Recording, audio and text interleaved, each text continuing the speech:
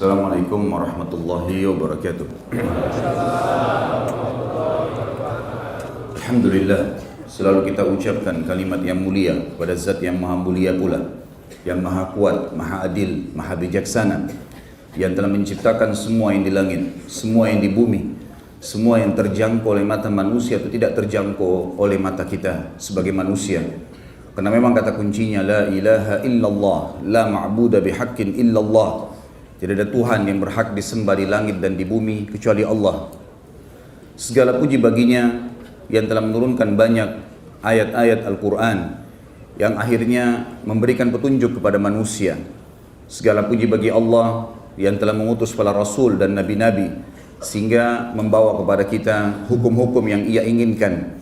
Dan kita memiliki panduan mana yang boleh dan mana yang tidak boleh, mana yang harus dipertahankan dan mana yang harus dimaafkan.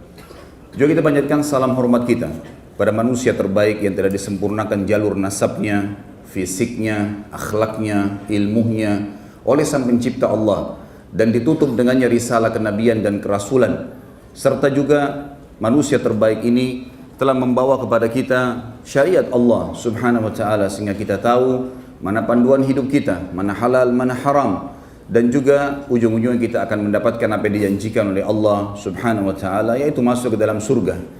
Sang Pencipta Allah bersama malaikatnya telah mengucapkan salam hormat kepada manusia terbaik ini, maka sangat wajar kalau kita selalu membacakan salawat dan taslim kepada Nabi besar Muhammad sallallahu alaihi wasallam. Pertama-tama tentu saya mohon maaf teman-teman sekalian karena telat dan insya Allah menunggu di majelis ilmu tetap aja dicatat oleh Allah Subhanahu wa taala. Seperti biasa, sebulan sekali kita melanjutkan bahasan tentang serial para pahlawan Islam, manusia yang paling layak untuk dicontohi dan dijadikan suri tauladan. Manusia yang telah menjamin atau dijamin oleh Sang Pencipta Allah bersama Nabi-Nya Muhammad SAW keimanan mereka, dan juga banyak di antara mereka yang sudah dijamin masuk ke dalam surga. Maka manusia yang paling pantas untuk dicontohi adalah para sahabat ridwanullahi alaihim. Dan serial kita pada siang ini semoga Allah berkahi adalah sahabat Nabi yang mulia Umair bin Sa'ad radhiyallahu anhu. Banyak orang tidak mengetahui kisah sahabat yang mulia ini karena mungkin kurangnya membaca atau bahkan tidak pernah mendengar atau berusaha untuk mendengar nama orang yang mulia ini.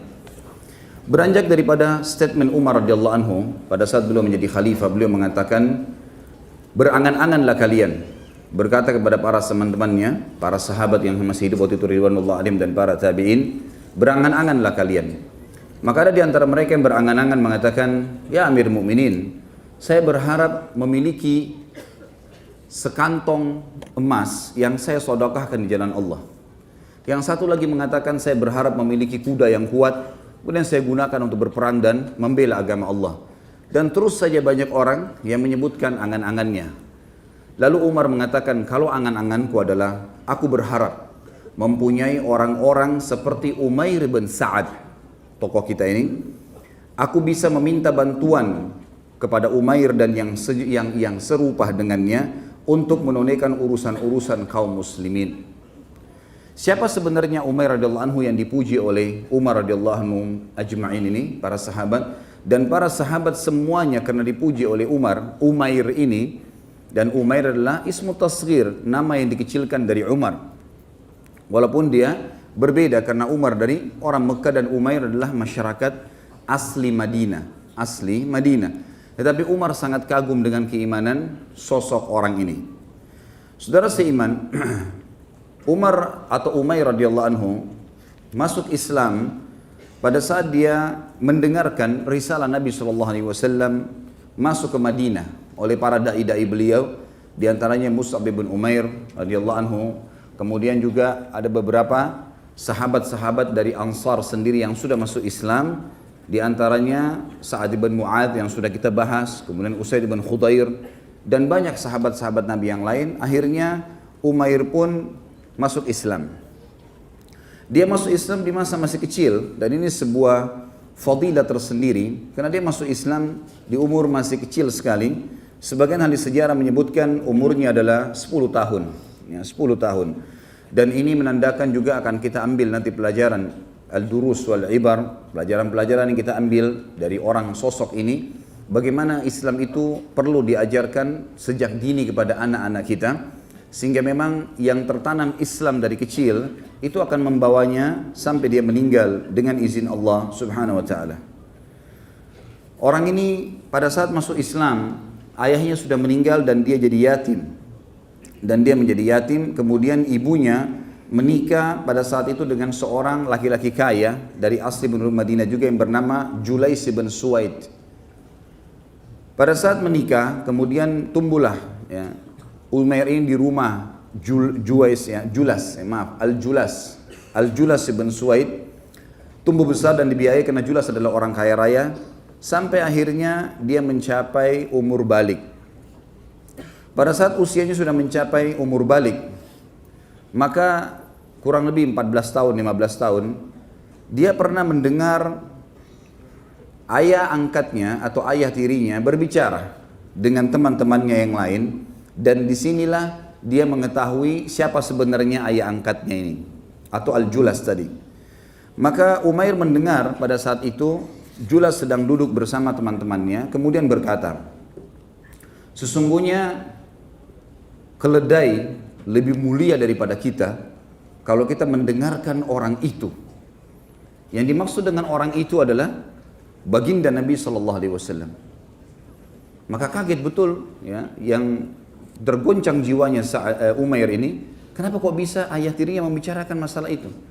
Dan pada saat itu kebetulan Umair baru kembali dari masjid di mana Nabi SAW memotivasi para sahabat untuk perang Tabuk.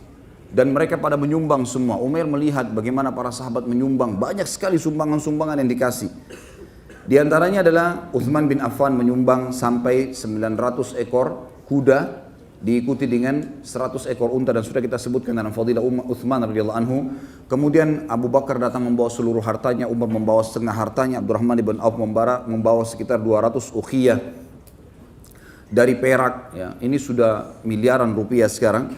Kemudian juga banyak sekali diantaranya sahabat-sahabat Abdullah bin Abbas dan Talha bin Ubaidillah, Sa'ad bin Ubadah, Muhammad bin Maslamah, semuanya membawa hasil-hasil daripada kebun kurma mereka dan seterusnya untuk sedekah. Pada saat itu Umair niat ingin pulang ke rumahnya menyampaikan kepada ayah tirinya, si Julas tadi, bahwasanya kenapa anda tidak menyumbang? Bukankah anda selama ini orang baik? Dia kaget pada saat tiba di rumah, ternyata ayah tirinya bersama dengan teman-temannya lagi ngumpul. Kemudian berbicara kalimat tadi, kalau seandainya kita patuhi laki-laki ini, maksudnya Nabi SAW, maka kita lebih buruk daripada keledai-keledai. Kalimat ini sangat menjadi beban buat Umair. Lalu Umair radhiyallahu anhu, setelah teman-teman ayahnya bubar, ayah tirinya bubar, dia mendatanginya lalu mengatakan, wahai paman, orang-orang Arab biasa memanggil ayah tiri dengan paman. Wahai paman, saya mendengarkan tadi apa yang engkau ucapkan dan sungguh sangat menyakitkan hatiku. Aku tidak menyangka sama sekali kalau kamu bisa mengolok-olok Nabi SAW dengan olokan seperti itu. Bukankah engkau mengetahui dia adalah utusan Allah? Kalau engkau tidak bertobat dengan kata-katamu itu, maka kau akan laporkan kepada Nabi SAW. Julas tahu dari kecil dia yang membina Umair, dan Umair masih pada saat itu umurnya sekitar 14 tahun, masih sangat kecil. Maka dia anggap remeh sama dia. Dia mengatakan, apa yang bisa kau sampaikan ke Nabi? Silakan sampaikan saja. Lalu kemudian dia tidak sangka kalau Umair bin Sa'ad radhiyallahu anhu pergi menuju ke rumah Nabi SAW, di masjid Nabi SAW, lalu menyampaikan, ya Rasulullah, kejadiannya seperti ini. Saya mendengarkan sendiri perkataan yang diucapkan itu. Maka Nabi SAW memanggil Julas, dipanggil ke masjid. Lalu kemudian dihadapkanlah Umair radhiyallahu anhu dengan Julas, ayah tirinya tadi. Kemudian Nabi SAW bertanya, apa yang kau ucapkan hai Umair? Ya Rasulullah, saya mendengarkan dia mengucapkan kalimat, kalau kita mematuhi laki-laki ini dan dimaksud adalah anda, maka kami lebih buruk daripada keledai-keledai. Dan saya sakit hati dengan kalimat tersebut, saya sudah tawarkan dia untuk taubat, dia nggak mau. Lalu kemudian seluruh sorotan mata sahabat menuju kepada Julas. Lalu Julas mengatakan, ya Rasulullah, demi Allah saya tidak ucapkan kalimat itu. Saya nggak pernah bilang kalimat itu, dan Umair bohong. Umair pada saat itu umur 14 tahun. Kemudian Umair pun menangis pada saat itu. Umair sambil menangis, tapi dia nggak bisa berbicara, karena memang ini adalah ayah tirinya dan Nabi SAW sudah memberikan dia kesempatan berbicara. Maka kata Julais, lebih jauh daripada itu. Ya Rasulullah, kalau seandainya Anda mau,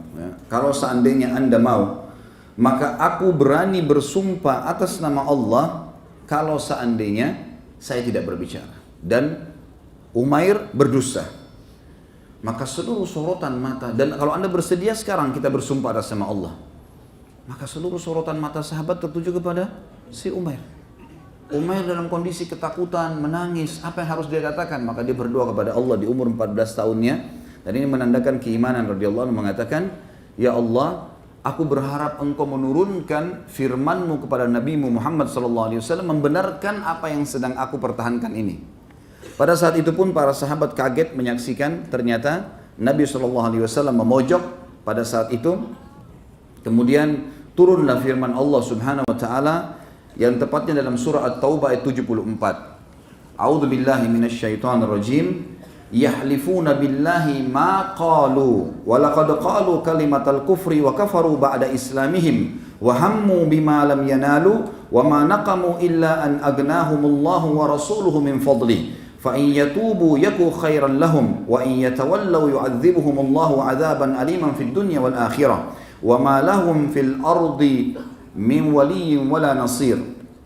Mereka orang-orang munafik. Jadi yang dimaksud sini ternyata Al-Julas ini adalah munafik. Bagian daripada golongan Abdullah bin Abi Salul yang memang pura-pura menyembunyikan keislamannya. Mereka orang-orang munafik itu, dan ayat ini turun kepada Al-Julas bin Suwaid tadi, bersumpah dengan nama Allah bahwasanya mereka tidak mengatakan sesuatu yang menyakiti Muhammad. Sungguh mereka telah mengucapkan perkataan kekafiran dan telah menjadi kafir setelah Islam. Dan menginginkan apa yang mereka tidak dapat mencapainya. Mereka hanya ingin kebenaran, mereka ingin membela diri, tapi mereka tidak akan mencapainya. Dan mereka tidak mencela Allah dan Rasulnya sekiranya Allah dan Rasulnya telah melimpahkan karunia kepada mereka. Kalau datang nikmat, mereka tidak mencela. Tapi kalau sudah ada nikmat, tidak ada rezeki, kurang, maka mereka pun mencela Allah dan Rasulnya. Maka jika mereka bertaubat, itu adalah lebih baik bagi mereka. Dan jika mereka berpaling, niscaya Allah akan mengadab mereka dengan adab yang pedih di dunia dan di akhirat. Dan mereka di dunia tidak akan mendapatkan pelindung dan juga penolong. Pada saat mendengar ayat ini ditilawakan oleh baginda Nabi SAW, maka Al-Julas tiba-tiba gemetar karena ia tahu bahwasanya ia telah dipermalukan dan dipermalukan oleh Allah. Dari langit ketujuh sana turun ayat Al-Quran dan ditilawakan oleh orang beriman sampai hari kiamat. At-Taubah ayat 74. Maka dia pun tiba-tiba menangis dan berkata kepada Nabi SAW dan dengar oleh para sahabat, aku bertaubat wahai utusan Allah, aku bertobat wahai utusan Allah, Umair yang benar wahai utusan Allah, aku termasuk orang-orang yang berdusta, aku memohon kepada Allah agar menerima taubatku dan aku menjadikan diriku sebagai tebusannya wahai utusan Allah. Pada saat itu Nabi SAW tidak melihat ke Julas, kemudian berdiri dan mendatangi sahabat yang mulia Umair radhiyallahu anhu dan membisikkan di kupingnya kalimat yang mulia. Kata Nabi SAW dan didengar oleh para sahabat, hai anak muda. Dan ini menandakan memang Julais sudah si Umair sudah mencapai umur balik. Telingamu telah menangkap apa yang engkau dengar dengan baik dan Rabbmu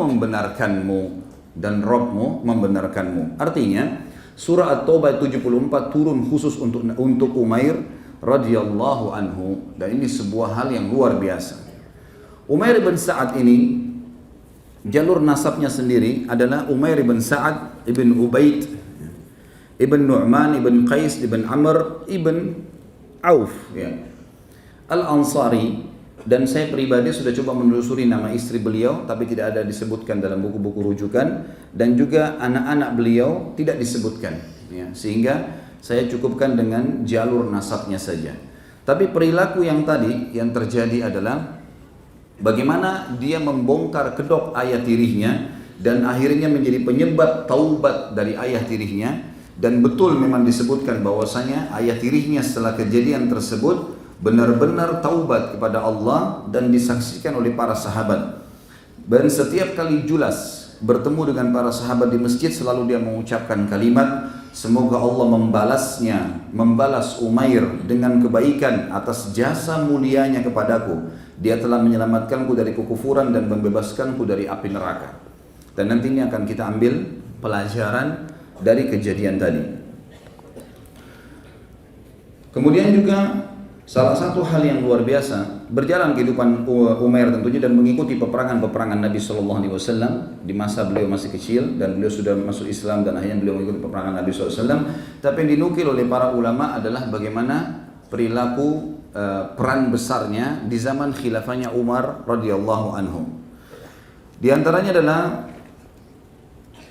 Umar bin Khattab mendapat surat dan berita dari negeri Syam, dan negeri Syam ini termasuk Syria, Lebanon, Palestina dan Jordania membutuhkan pemimpin yang kekar dan kuat karena mereka selalu merasa di posisi tanda kutip adalah orang-orang yang berilmu, orang-orang yang maju ya dari sisi peradaban, karena sebelum Islam masuk mereka juga menjadi pusat daripada peradaban orang-orang Romawi. Maka setiap kali ada gubernur selalu saja mereka menolak dan menganggap kalau ada pertemuan dengan gubernur baru selalu dilempar perkataan-perkataan yang coba memancing orang ini pintar atau enggak gitu, menurut mereka. Jadi kalau ada didapatkan kata-kata atau ada lemparan pertanyaan yang dianggap jawabannya belum puas, mereka langsung menulis surat lagi kepada Umar, ya Amir Mukminin ganti gubernur buat kami, karena gubernur ini tidak baik. Selalu saja begitu. Sampai terjadi pergantian dari Umar radhiyallahu anhu 5 sampai 6 orang. Akhirnya Umar radhiyallahu anhu duduk dengan beberapa sahabat lalu kemudian mulailah bermusyawarah dengan para sahabat siapa orang yang paling pantas yang tidak bisa lagi dipermainkan oleh masyarakat Hims ya, sebuah atau wilayah di negeri Syam tepatnya di Syria. Maka pada saat itu Umar bin Khattab berkata dalam statement yang masyhur, dia mengatakan, aku ingin mencari ahli zuhud, orang-orang yang hatinya bersih. Nanti akan kita ulangi poin ini dalam masalah pelajaran kita. Bagaimana syarat kriteria pemimpin di dalam Islam disebutkan oleh Umar dalam statementnya ini. Aku ingin mencari ahli zuhud. Nanti akan kita jelaskan apa itu zuhud. Kemudian orang-orang yang berhati bersih, orang-orang yang beriman dengan benar, orang-orang yang tidak mencari nama, orang-orang yang selalu berpuasa dan sholat malam, dan orang-orang yang berlari menghindari kepemimpinan, bukan malah mengejarnya. Umar lalu berkata, aku menginginkan seorang laki-laki apabila dia berada di antara satu kaum, maka dia menjadi pelindung bagi kaum tersebut. Dan jika berada di antara mereka, maka dia terlihat seperti salah satu dari mereka tanpa ada perbedaan satu sama yang lain. Tidak membedakan dirinya dengan manusia atau rakyatnya dalam hal pakaian, makanan, dan tempat tinggal. Seorang gubernur yang menegakkan sholat, membagikan harta di antara mereka dengan kebenaran, menetapkan hukum di antara mereka dengan adil, dan tidak menutup pintu rumahnya untuk menghalang-halangi hajat rakyat. Pada saat itu pun akhirnya para sahabat bermusyawarah, siapa orang yang memiliki kriteria sesempurna itu? Susah mencarinya di zaman sekarang, sudah banyak sahabat yang meninggal dunia. Dan ada sahabat yang hidup tapi tidak semua punya jiwa kepemimpinan. Karena pemimpinan itu harus bisa punya keputusan yang tegas, benar-benar salah-salah gitu kan? Dan memang tidak boleh digoyahkan dengan pertanyaan-pertanyaan yang sepele. Dia harus punya prinsip dasar dalam kehidupannya. Dan orang memang dasarnya mempraktekkan ilmu agama, sehingga secara otomatis kalau dia berbicara kepada orang-orang, orang akan berbekas. Kita akan temukan banyak dai-dai bisa bicara, tetapi subhanallah karena dia tidak mempraktikkan apa yang dia bicarakan, tidak ada pengaruhnya, tidak ada efek kepada orang lain. Pada saat dia menceritakan tentang sholat malam, kemudian dia sendiri tidak melakukan sholat malam, maka mustahil bisa berbekas pada orang lain. Tapi pada saat dia berbicara dan memang dia mempraktekannya, dia mempraktekkan baca Quran, dia mempraktekkan puasa-puasa sunnahnya, dia mempraktekkan ibadah semua yang diperintahkan, maka secara otomatis akan berbekas kepada orang lain. Ini yang Umar inginkan. Sampai akhirnya mengerucutlah seseorang sahabat berkata, aku telah mendapatkannya wahai Amir Mukminin. Kata Umar, siapa itu? Kata dia, Umair bin Sa'ad yang sedang anda tunjuk menjadi pimpinan perang di negeri Syam. Dia sekarang menjadi panglima perang di sana. Kata Umar tanpa ragu mengatakan dialah orangnya. Panggilkan dia menghadap ke Madinah. Dipanggillah. Begitu datang Umair dengan pakaian perangnya mendatangi Umar radhiyallahu anhu ke Madinah, lalu Umar mengatakan, "Hai Umair, aku telah menunjukmu untuk menjadi gubernur di wilayah Syam dan tepatnya beribu kota di Hims, ya, di Damaskus, di Syria." Kata Umair, "Maaf Amir Mukminin, untuk jabatan itu saya tidak inginkan. Kalau anda mau tunjuk saya menjadi prajurit perang, menjadi panglima perang, menjadi tim di medan perang. saya tidak ingin selain jabatan itu. Kata Umar, tidak bisa, saya sudah menunjukmu dan ini sebuah titah yang harus kamu terima. Karena Umar tahu radhiyallahu anhu bahwasanya Umair radhiyallahu anhu akan menolak. Orang-orang beriman tidak akan mengejar jabatan-jabatan seperti ini karena mereka tahu makin ada jabatan teman-teman sekalian maka makin berat tanggung jawab. Kalau satu orang saja, istri saja di rumah atau anak saja sempat kita bengkalikan satu haknya, maka sudah cukup dia bisa menuntut pada hari kiamat. Bagaimana dengan masyarakat yang banyak, yang mungkin ribuan orang, apalagi kalau sudah sampai mengiming-imingkan janji yang sangat besar kemudian tidak dijalankan. Satu orang saya sudah cukup menghabiskan pahala kita pada hari kiamat. Maka para sahabat tahu masalah itu. Dan juga mereka sangat memahami sabda Nabi SAW dalam hadis sahih riwayat Imam Ahmad, Inna wallahi la nuwalli ala hadha amar ahadan sa'alahu aw harasa alaih. Kami tidak akan pernah, kata Nabi SAW, menunjuk seorang pemimpin kalau dia sengaja mengejar-ngejarnya atau sengaja mencari supaya bisa mendapatkannya. Dalam makna yang sama kurang lebih. Maka mereka sangat memahami. Maka Umar memohon lagi, ya Amir Mukminin, tolong lepaskan saya dari jabatan itu. Walaupun saya tahu Syria atau negeri Syam adalah negeri yang subur. Saking suburnya negeri Syam pada saat itu disebutkan cirinya teman-teman sekalian, kalau ada tanah di jalan negeri Syam retak, maka tumbuh pohon apel. Saking suburnya. Udaranya sangat sejuk, enak, masyarakatnya juga tidak terlalu banyak, kemudian wilayahnya kaya, dia bisa hidup enak. Tapi subhanallah, dan dia tahu dia lagi di kancah peperangan di situ, dia tidak mau. Lalu Umar mengulangi lagi kembali mengatakan, wahai Umair, engkau mengetahui sabda Nabi SAW, mentaati pemerintah wajib, kau harus jalankan ini. Maka Umair pun akhirnya menerima hal tersebut dan serentak pada saat itu seketika dia langsung mengganti baju perangnya, kemudian memakai baju biasa, baju dia sebagai masyarakat biasa, dia nggak pakai lagi baju perang, lalu kemudian dia pergi sendirian ke negeri Syam. Tiba di negeri Syam, dia pun membawa surat Amir Mukminin kepada tokoh-tokoh negeri Syam dan mereka menerima, mengatakan baik, surat Amir Mukminin kami terima. Lalu mereka mau melakukan hal-hal yang sama kurang lebih, ingin menguji Umair dalam hal-hal yang mereka sering lempar pertanyaan. Maka sebelum semua itu, Umair radhiyallahu anhu kemudian naik ke atas mimbar. Pertama sekali, setelah tahmid dan salawat dan beliau mengucapkan kalimat yang mulia, beliau mengatakan, dan ini prinsip dasar dalam pemimpinan beliau, Ala innal Islam ha'itun mani'un wa babun wathiq, fa ha'itul Islamil adlu wa babuhul haq, fa idza nuqida al ha'itu wa hutima al babu istaftaha al Islam, fala yazalu al Islamu mani'an mashtadda as-sultan, wa laysa shiddatu as-sultani katlan bis sayf wala darban bis saut, walakin qada'an bil haqqi wa akhdhan bil adl. Ketahuilah wahai saudara-saudaraku seiman, di atas mimbar setelah tahmid dan salawat beliau mengatakan bahwa Islam adalah benteng yang sangat kokoh. Semua orang yang bersandar pada Islam pasti akan aman. Dia adalah ajaran yang paling sempurna dan pintu yang paling kuat, tidak bisa ditembus oleh musuh. Benteng Islam, kekuatan Islam berada di keadilan dan pintunya adalah kebenaran. Jika benteng itu roboh dan pintunya hancur, Islam akan terbuka dan akan dianggap remeh. Islam akan tetap kuat selama ada kepemimpinan atau pemimpin yang menerapkan kedua hal tadi, keadilan dan juga kebenaran. Dan kepemimpinan seseorang bukan karena membunuh, merusak dengan pedang ataupun alat yang lainnya, bukan dengan memukul dengan cambuk, tetapi dengan menetapkan hukum dengan kebenaran dan melaksanakan keadilan. Yang tidak teman-teman sekalian, Umair pun turun, kemudian mulai menjalankan pada detik itu pun dalam kondisi capek, letih dari Madinah, beliau tidak istirahat sama sekali. Langsung saja beliau radhiyallahu anhu menjalankan apa yang harus dijalankan setiap hari. Umair keliling di pasar-pasar, mengangkat barang-barang muslimin yang butuh diangkat ke tunggangannya. Kemudian Umair memakai baju biasa seperti mereka. Umair juga tinggal di sebuah rumah yang dia bangun dengan tangannya radhiyallahu anhu dari tanah liat di sebuah pinggiran kota Hims, ya. Kemudian di situ adalah ruangannya kecil, istrinya nama anaknya pun ditinggalkan di Madinah, tidak diajak tinggal bersama dia. Kemudian dia mulai bertugas jalan. Di rumahnya cuma ada seember air untuk digunakan wudhu dan mandi. Kemudian juga ada 2 buah piring, 1 piring, 1 wadah untuk memasak. Kemudian 2 lembar baju.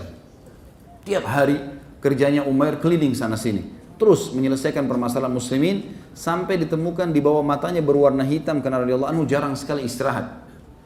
Setelah setahun berjalan, Umar radhiyallahu anhu tidak pernah menerima pengiriman zakat mal, tidak ada pengiriman hasil dari negeri Syam.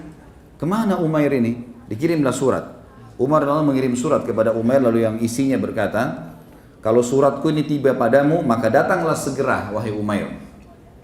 Umair pun datang, kemudian membawa apa yang dia miliki tadi. Rumah yang dia punya tadi, yang dia bangun sendiri dengan tanah liat, di tanah yang dia beli pakai uangnya kecil sekali. Tapi saya coba berusaha cari, tidak saya temukan ukuran rumah itu yang disebutkan kecil. Intinya adalah beliau merobohkan bangunan rumahnya itu, tanah-tanah liatnya, kemudian beliau mengambil embernya yang dia biasa pakai, piring dan pancinya, dengan baju yang dia pakai 2 lembar. Jadi rata kembali tanah itu. Kemudian dia mengembalikan tanah kepada orang yang dia beli. Ambil tanah ini, hadiah buat kamu, saya nggak usah jual. Kemudian dia pergi ke Madinah, jalan kaki. Tiba di Madinah radhiyallahu anhu, menemui Umar.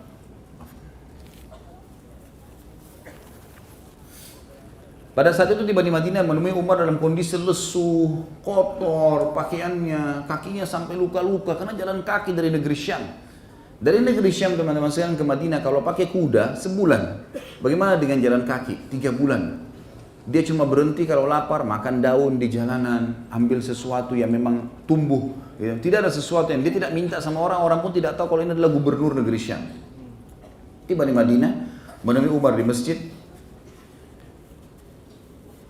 Maka Umar pun melihat keadaan Umar lalu bertanya, wahai Umar, setelah salam, segala pelukan, kemudian kata Umar, hai Umar, kenapa keadaanmu begitu buruk? Sungguh kusuk wajahmu, kakimu sampai berdarah, bajumu sampai kotor. Dan apa yang kamu bawa ini? Ember dengan 2 lembar baju, gitu kan? Kata Umair, ya Amirul Mukminin, aku membawa dunia kepadamu, gitu kan? Dunia aku bawa. Umar berpikir mungkin akan dibawa hasil dari negeri Syam, mungkin menyusul. Lalu kata Umar, mana dunia itu? Mana setorannya? Kata Umair, ini yang saya miliki. Ini semua yang saya miliki. Inilah dunia yang saya bawa.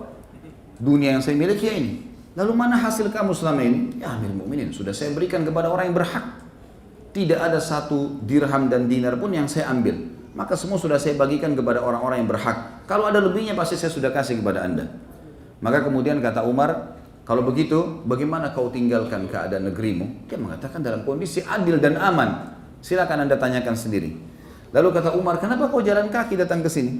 Kenapa kau tidak naik tunggangan? Bukankah kau bisa meminta kepada masyarakatmu? Kata Umair, saya tidak pernah memintanya dan mereka juga tidak memberikan kepadaku. Maka aku cuma menjalankan tugasku. Kata Umar, sungguh buruk penduduk negeri Syam. Lalu kemudian kata dia, tidak wahai Amirul Mukminin, itu hak mereka. Lalu Umar pun mengatakan kepada sekretarisnya, lanjutkan tugasnya Umair. Lalu kata Umar, saya mohon kepadamu hai Amirul Mukminin, dan aku memohon kepadamu sebagai seorang pemimpin kamu dan juga sebagai seorang sahabatku, karena sama-sama sahabat Nabi SAW. Maka aku memohon kepadamu, izinkan aku untuk berlepas dari tugas ini. Setahun penuh aku sudah jalankan tugasku, dan engkau bisa tanyakan di sana bagaimana ya yang sudah aku terapkan. Dan aku sekarang minta tinggal di pinggir kota Madinah. Aku tidak ingin lagi sama sekali ya untuk kerja, tugas. Aku ingin tinggal bersama istri dan anakku, sudah aku tinggalkan selama setahun mereka. Aku akan jalankan kehidupanku kecuali kalau ada jihad. Jihad tugaskan. Tapi selain ini aku tidak ingin lagi. Maka Umar pun akhirnya menerima. Begitu tiba di rumahnya dan tinggal di sebuah perkebunan ya, yang di pinggir kota Madinah ada satu perkebunan kurma kecil, istri sama anaknya tinggal di situ. Maka Umar pun masih ingin menguji pada saat itu Umair, dalam riwayat dikatakan, maka Umar pun mengutus seseorang yang bernama Harith. Dan Harith ini membawa 1 kantong yang berisi 1000 dinar. Cukup banyak tentu jumlahnya. Lalu kata Umar kepada orang ini, Harith, hai Harith, datanglah ke sana, jadikan dirimu seakan-akan tamunya Umair dan lihat, karena saya tidak tahu apa yang dia kerjakan di negeri Syam. Benar nggak uang-uang itu dibagiin sama orang? Tapi saya tidak ragukan keimanannya. Cuma saya ingin mengetahui. Coba kamu datang ke sana karena dia tidak mengenalmu. Kamu datang ke sana, kemudian kamu coba tinggal bersama dia menjadi tamu. Lihat apa perilakunya dan bagaimana kehidupannya. Kalau seandainya engkau lihat dia dalam keadaan susah, berikan kepada dia 1000 dinar ini. Kalau engkau melihat dia dalam keadaan tenang, aman, gak ada masalah, ya udah bawa kembali duit ini. Kata Harith, baiklah. Datanglah Harith sengaja lewat di depan kebun kecilnya Umair. Umar begitu melihat dia lewat, dia memberikan salam, kata Umair, masuklah. Semoga Allah selalu menjagamu. Masuk orang itu. Dia mengatakan, silakan. Kalau mau jadi tamu di tempat saya, kata Umair, tanpa orang itu bicara. Silakan kalau mau jadi tamu, silakan. mau minum, mau nginap, mau makan, silahkan. Kata Harith, iya, saya akan menjadi tamu Anda selama 3 hari. Kebetulan Umair memang tidak mengenal kalau ini adalah pegawainya Umar radhiyallahu anhu majma'in. Harith tentu seorang tabi'in ya, bukan seorang sahabat. Maka Harith pun mulai kumpul, kemudian bertanya. Begitu duduk langsung kata Umair, bagaimana Amirul Mukminin? Kata Harith, dari mana? Dari mana asal? Dan dari Madinah. Karena ini jauh di luar kota Madinah tempatnya, di pinggiran Madinah, pas di luar pintu gerbang kota Madinah. Kata Harith, baik saja. Saya dari Madinah. Bagaimana keadaan Amirul Mukminin? Baik saja. Bagaimana keadaan Madinah? Baik saja. Bagaimana keadaan muslimin? Semuanya baik, gitu kan? Lalu bagaimana secara khusus hukumnya Amirul Mukminin Umar?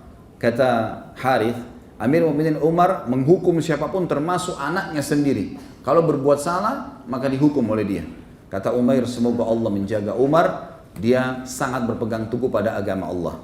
Kemudian berjalanlah kehidupan, ternyata Umair memiliki kurang lebih beberapa roti gandum yang sudah kering, yang beliau makan dengan istri sama anak. Tapi karena ada tamu, mereka tidak makan. Mereka oleh Umar dikasih kepada Harith. Harith pun memakannya sambil melihat. Memang tidak ada makanan sama sekali.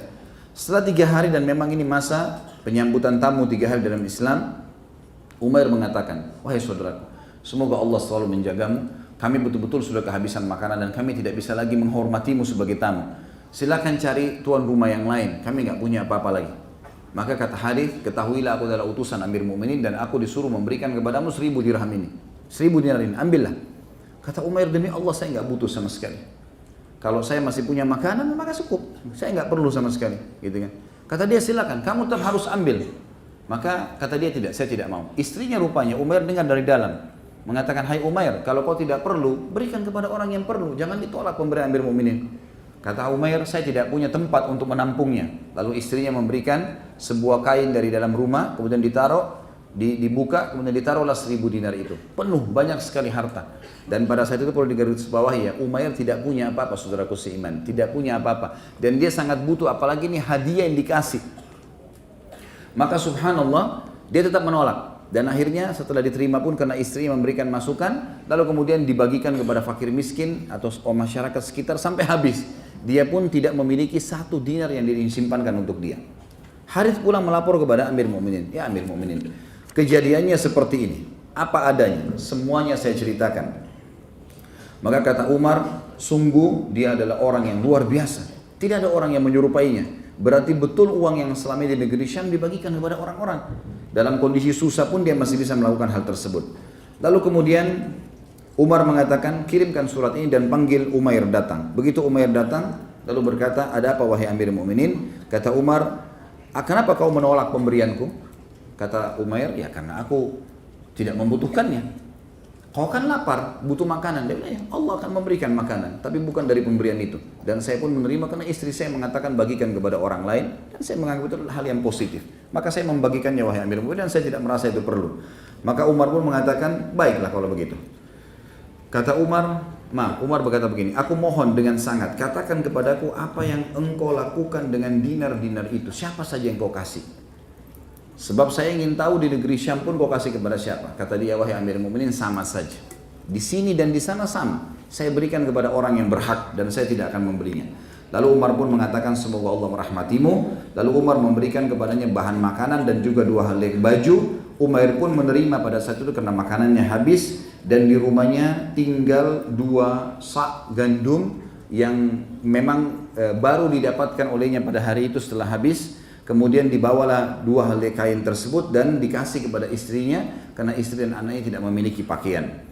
Seperti itulah yang terjadi teman-teman sekalian di dalam kehidupan Umar atau Umair radhiyallahu anhu. Umair adalah orang yang sangat terkenal dengan kezuhudannya. Sebagaimana kita tahu tadi, zuhud itu akan saya jelaskan nanti di masalah durus wal ibar ya, pelajaran yang kita ambil. Zuhud sebenarnya adalah mendahulukan akhirat dari dunia. Dan ada orang menyalahfahami masalah ini, menganggap bahwasanya zuhud meninggalkan dunia untuk akhirat. Ini salah. Ya. Ini pemahaman harus diluruskan karena kalau kita katakan zuhud itu adalah meninggalkan dunia, maka mulailah orang-orang tidak lagi berpikir untuk bekerja, mencari nafkah, dan dia hanya berpikir bagaimana melakukan hal-hal yang lain ya, di luar sana. Kasus Umair kata para ulama bukan zuhudnya dia dia tidak mau makan atau tidak mau bekerja, tapi dia tidak mau dapatkan kecuali dari hasil kerja tangannya. Kalau hasil kerja tangannya maka dia makan. Pemberian orang lain dia tidak mau terima, dan ini bagian daripada kezuhudan, bagian dari kezuhudan, tidak minta-minta kepada orang. Sebagaimana sabda Nabi SAW kepada beberapa orang sahabat, diantaranya ada Abdullah bin Abbas, uzhud fid dunya yuhibbukallah, wazhud ma fi aidin nas yuhibbukan nas. Zahadlah engkau, zuhudlah engkau, dahulukan akhir dari duniamu. Di dunia Allah akan mencintaimu. Dan kalau engkau berzuhud, engkau menjaga, dahulukan akhirat dari dunia, di harta, di apa yang dimiliki oleh manusia, maka manusia akan mencintaimu. Maka Umair melakukan hal tersebut, dan kezuhudannya kelihatan di sini. Kezuhudannya tidak membutuhkan atau tidak ingin merengek dan minta-minta kepada orang.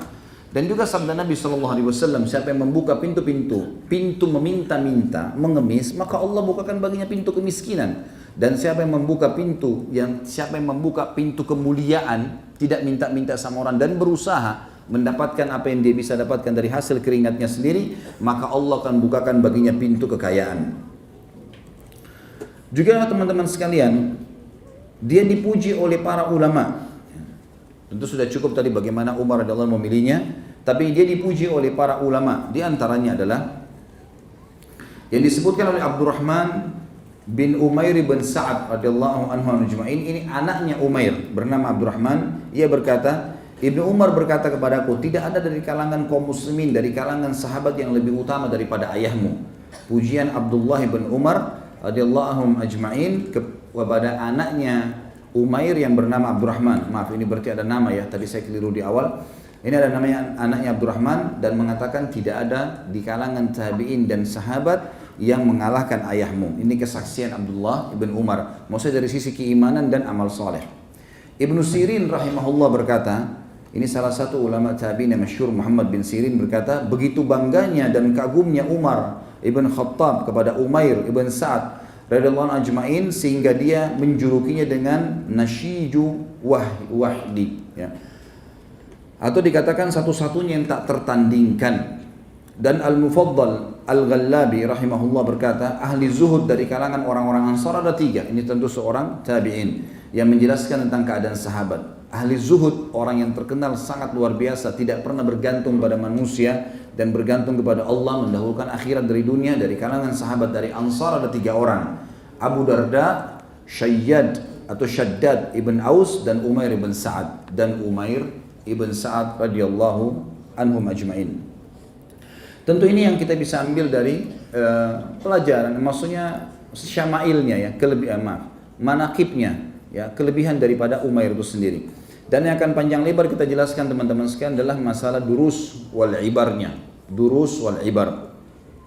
Pelajaran yang kita ambil setelah meninggalnya Umair radhiyallahu anhu, dan beliau disalati oleh Umar dan dikubur di Baqi Al-Gharqad yang terkenal sebagai kuburan para sahabat. Pelajaran yang pertama teman-teman yang kita bisa ambil adalah hukum al-wala wal bara.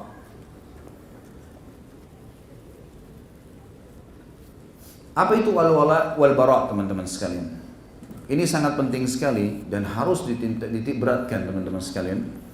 Al-wala itu adalah diambil dari kata-kata waliya, dan bara dari kata-kata bara, ya. Dan waliya bisa berarti bergantung, ya, tempat bergantung, tempat bersandar, seorang pemimpin, ya. Ini semua bisa berarti wali, bisa berarti wali, gitu. Bisa berarti wali. Maka ini harus digarisbawahi teman-teman sekalian, karena ini hukum dalam masalah akidah. Dan bara adalah berlepas diri, berlepas diri.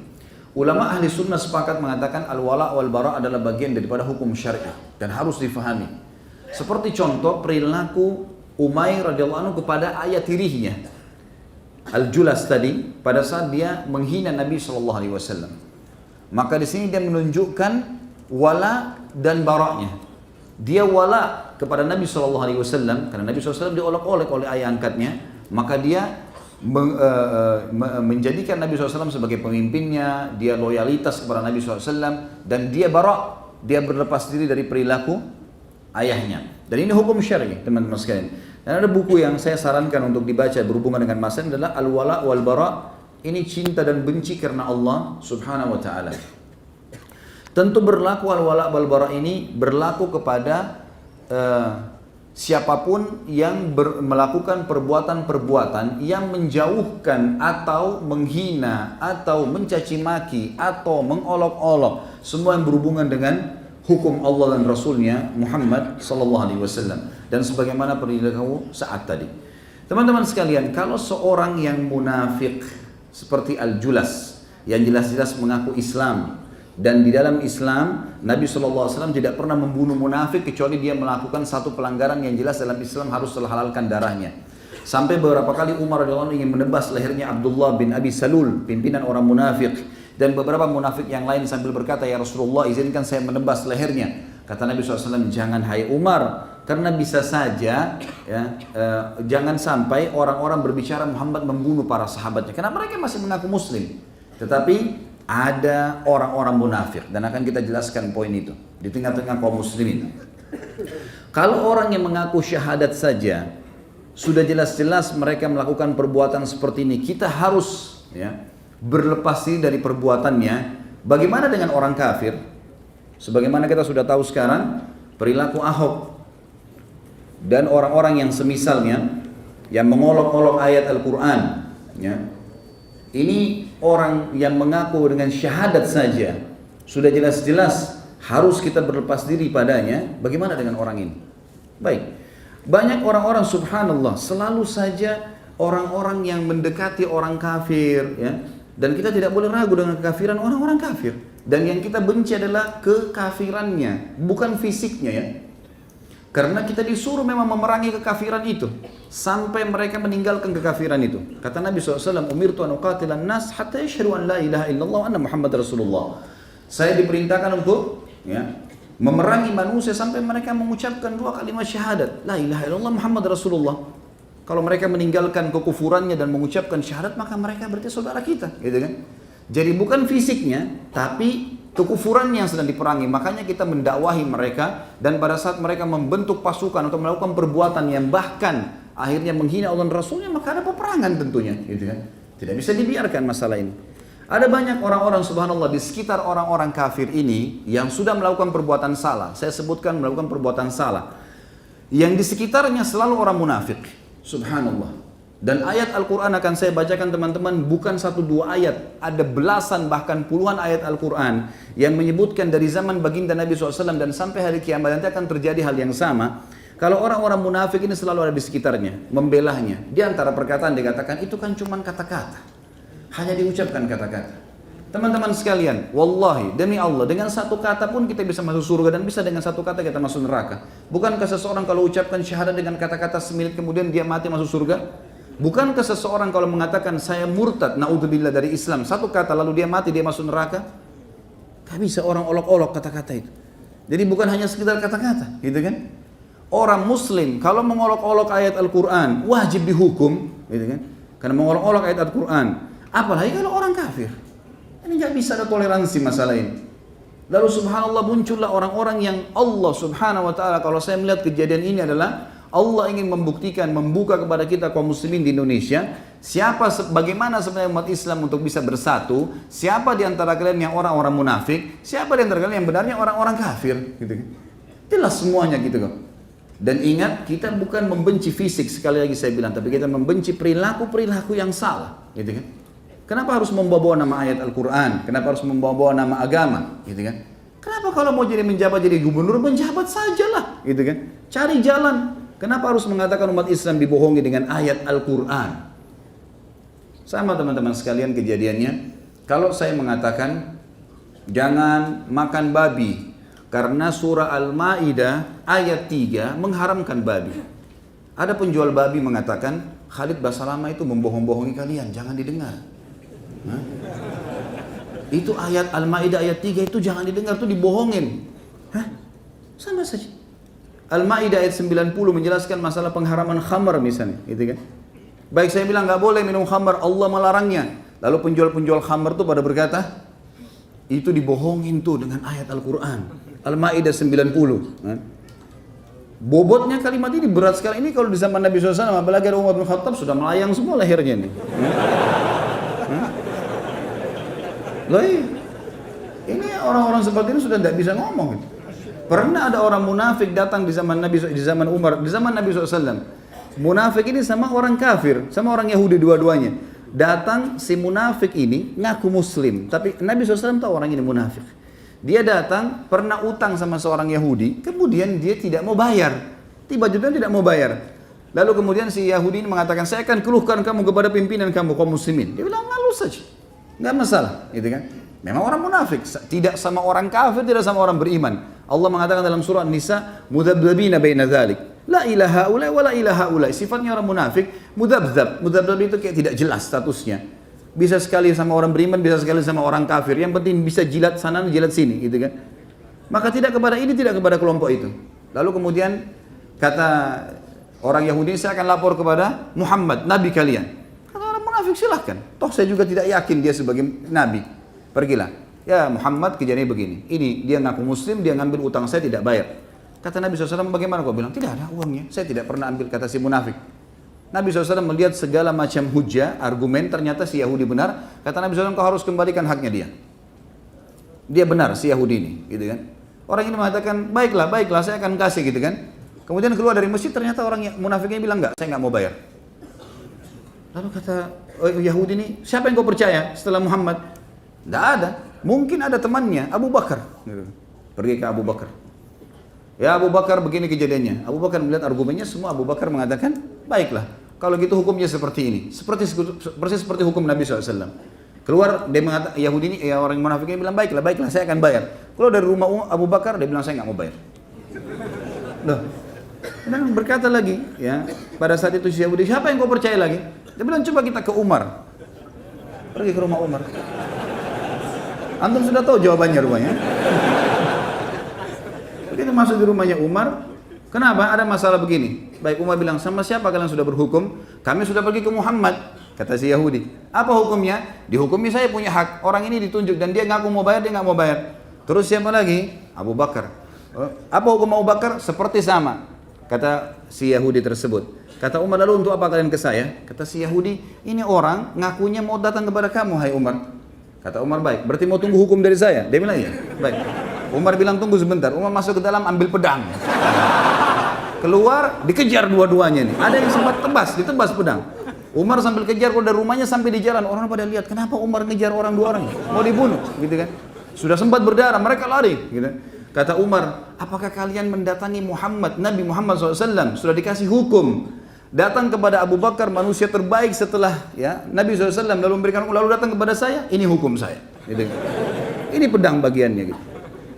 Tapi subhanallah, Islam bukan datang untuk menebas leher orang, gitu kan? Bukan itu tujuannya. Hanya saja teman-teman sekalian, kita ini karena terlalu menganggap remeh, mungkin selama ini Al-Quran dianggap ayat Al-Quran atau kata-kata saja atau seperti itulah, akhirnya sampai subhanallah dianggap remeh, gitu kan? Ini orang hanya sekedar mengejar jabatannya. Ya sudah, kemudian dia mengatakan umat Islam dibohongi dengan Al-Maidah 51. Ini kebohongan yang luar biasa ini. Kebodohan, dia mengolok-olok ayat Al-Quran. Dia menganggap ayat Al-Quran itu berarti bisa dipakai untuk bohongin orang. Padahal memang bunyinya jelas mengkafirkan, gitu kan? Nanti akan saya bacakan banyak ayat berhubungan dengan masalah ini. Dia menganggap orang-orang yang menggunakan ayat itu untuk menjelaskan kalau tidak bisa pilih pemimpin muslim adalah orang-orang yang membohongi kaum muslimin. Berarti ulama yang membahasnya juga dianggap bodoh. Luar biasa ini. Sudah ayat Al-Quran diolok-olok Allah dan Rasulullah. Ingat ya, hukum dalam Islam kalau ada orang mengolok-olok ayat Al-Quran ditebas, emang hukumnya dipenggal lehernya, gitu kan? Kisos itu. Itu dalam Islam. Dan kalau seseorang ketahuan, teman-teman sekalian, hukum kisos terjadi. Kalau ketahuan seseorang itu melakukan satu perbuatan mungkar, misal penyihir lagi praktek kedapatan kepergok, ya. Orang lagi melakukan satu perbuatan berzina kepergok, gitu. Apa saja perbuatan pelanggaran, gitu. Kalau dia melakukan, kemudian kepergok, dia melakukannya, ketahuan, kedapat, kamera kah, perkataan kah, apalah, ada buktinya, maka hukumnya walaupun dia taubat dihukum. Gak bisa enggak, gitu kan? Ini orang berzina nih, kepergok, lalu kemudian sementara di penjara proses nunggu dia dirajam atau dihukum, kemudian dia bertaubat. Apa hukumnya? Walaupun dia taubat teman-teman, tetap harus dihukum, kena kepergok. Lain kalau orang tidak kepergok, ada penyihir, pernah dia lagi praktek ketangkap, di tempat prakteknya ada macam-macam, ada buhul, ada segala ketangkap, maka itu hukumnya harus Hadis Nabi SAW, haddus sahiru darbatun bis saif. Hukuman penyihir penggal lehernya.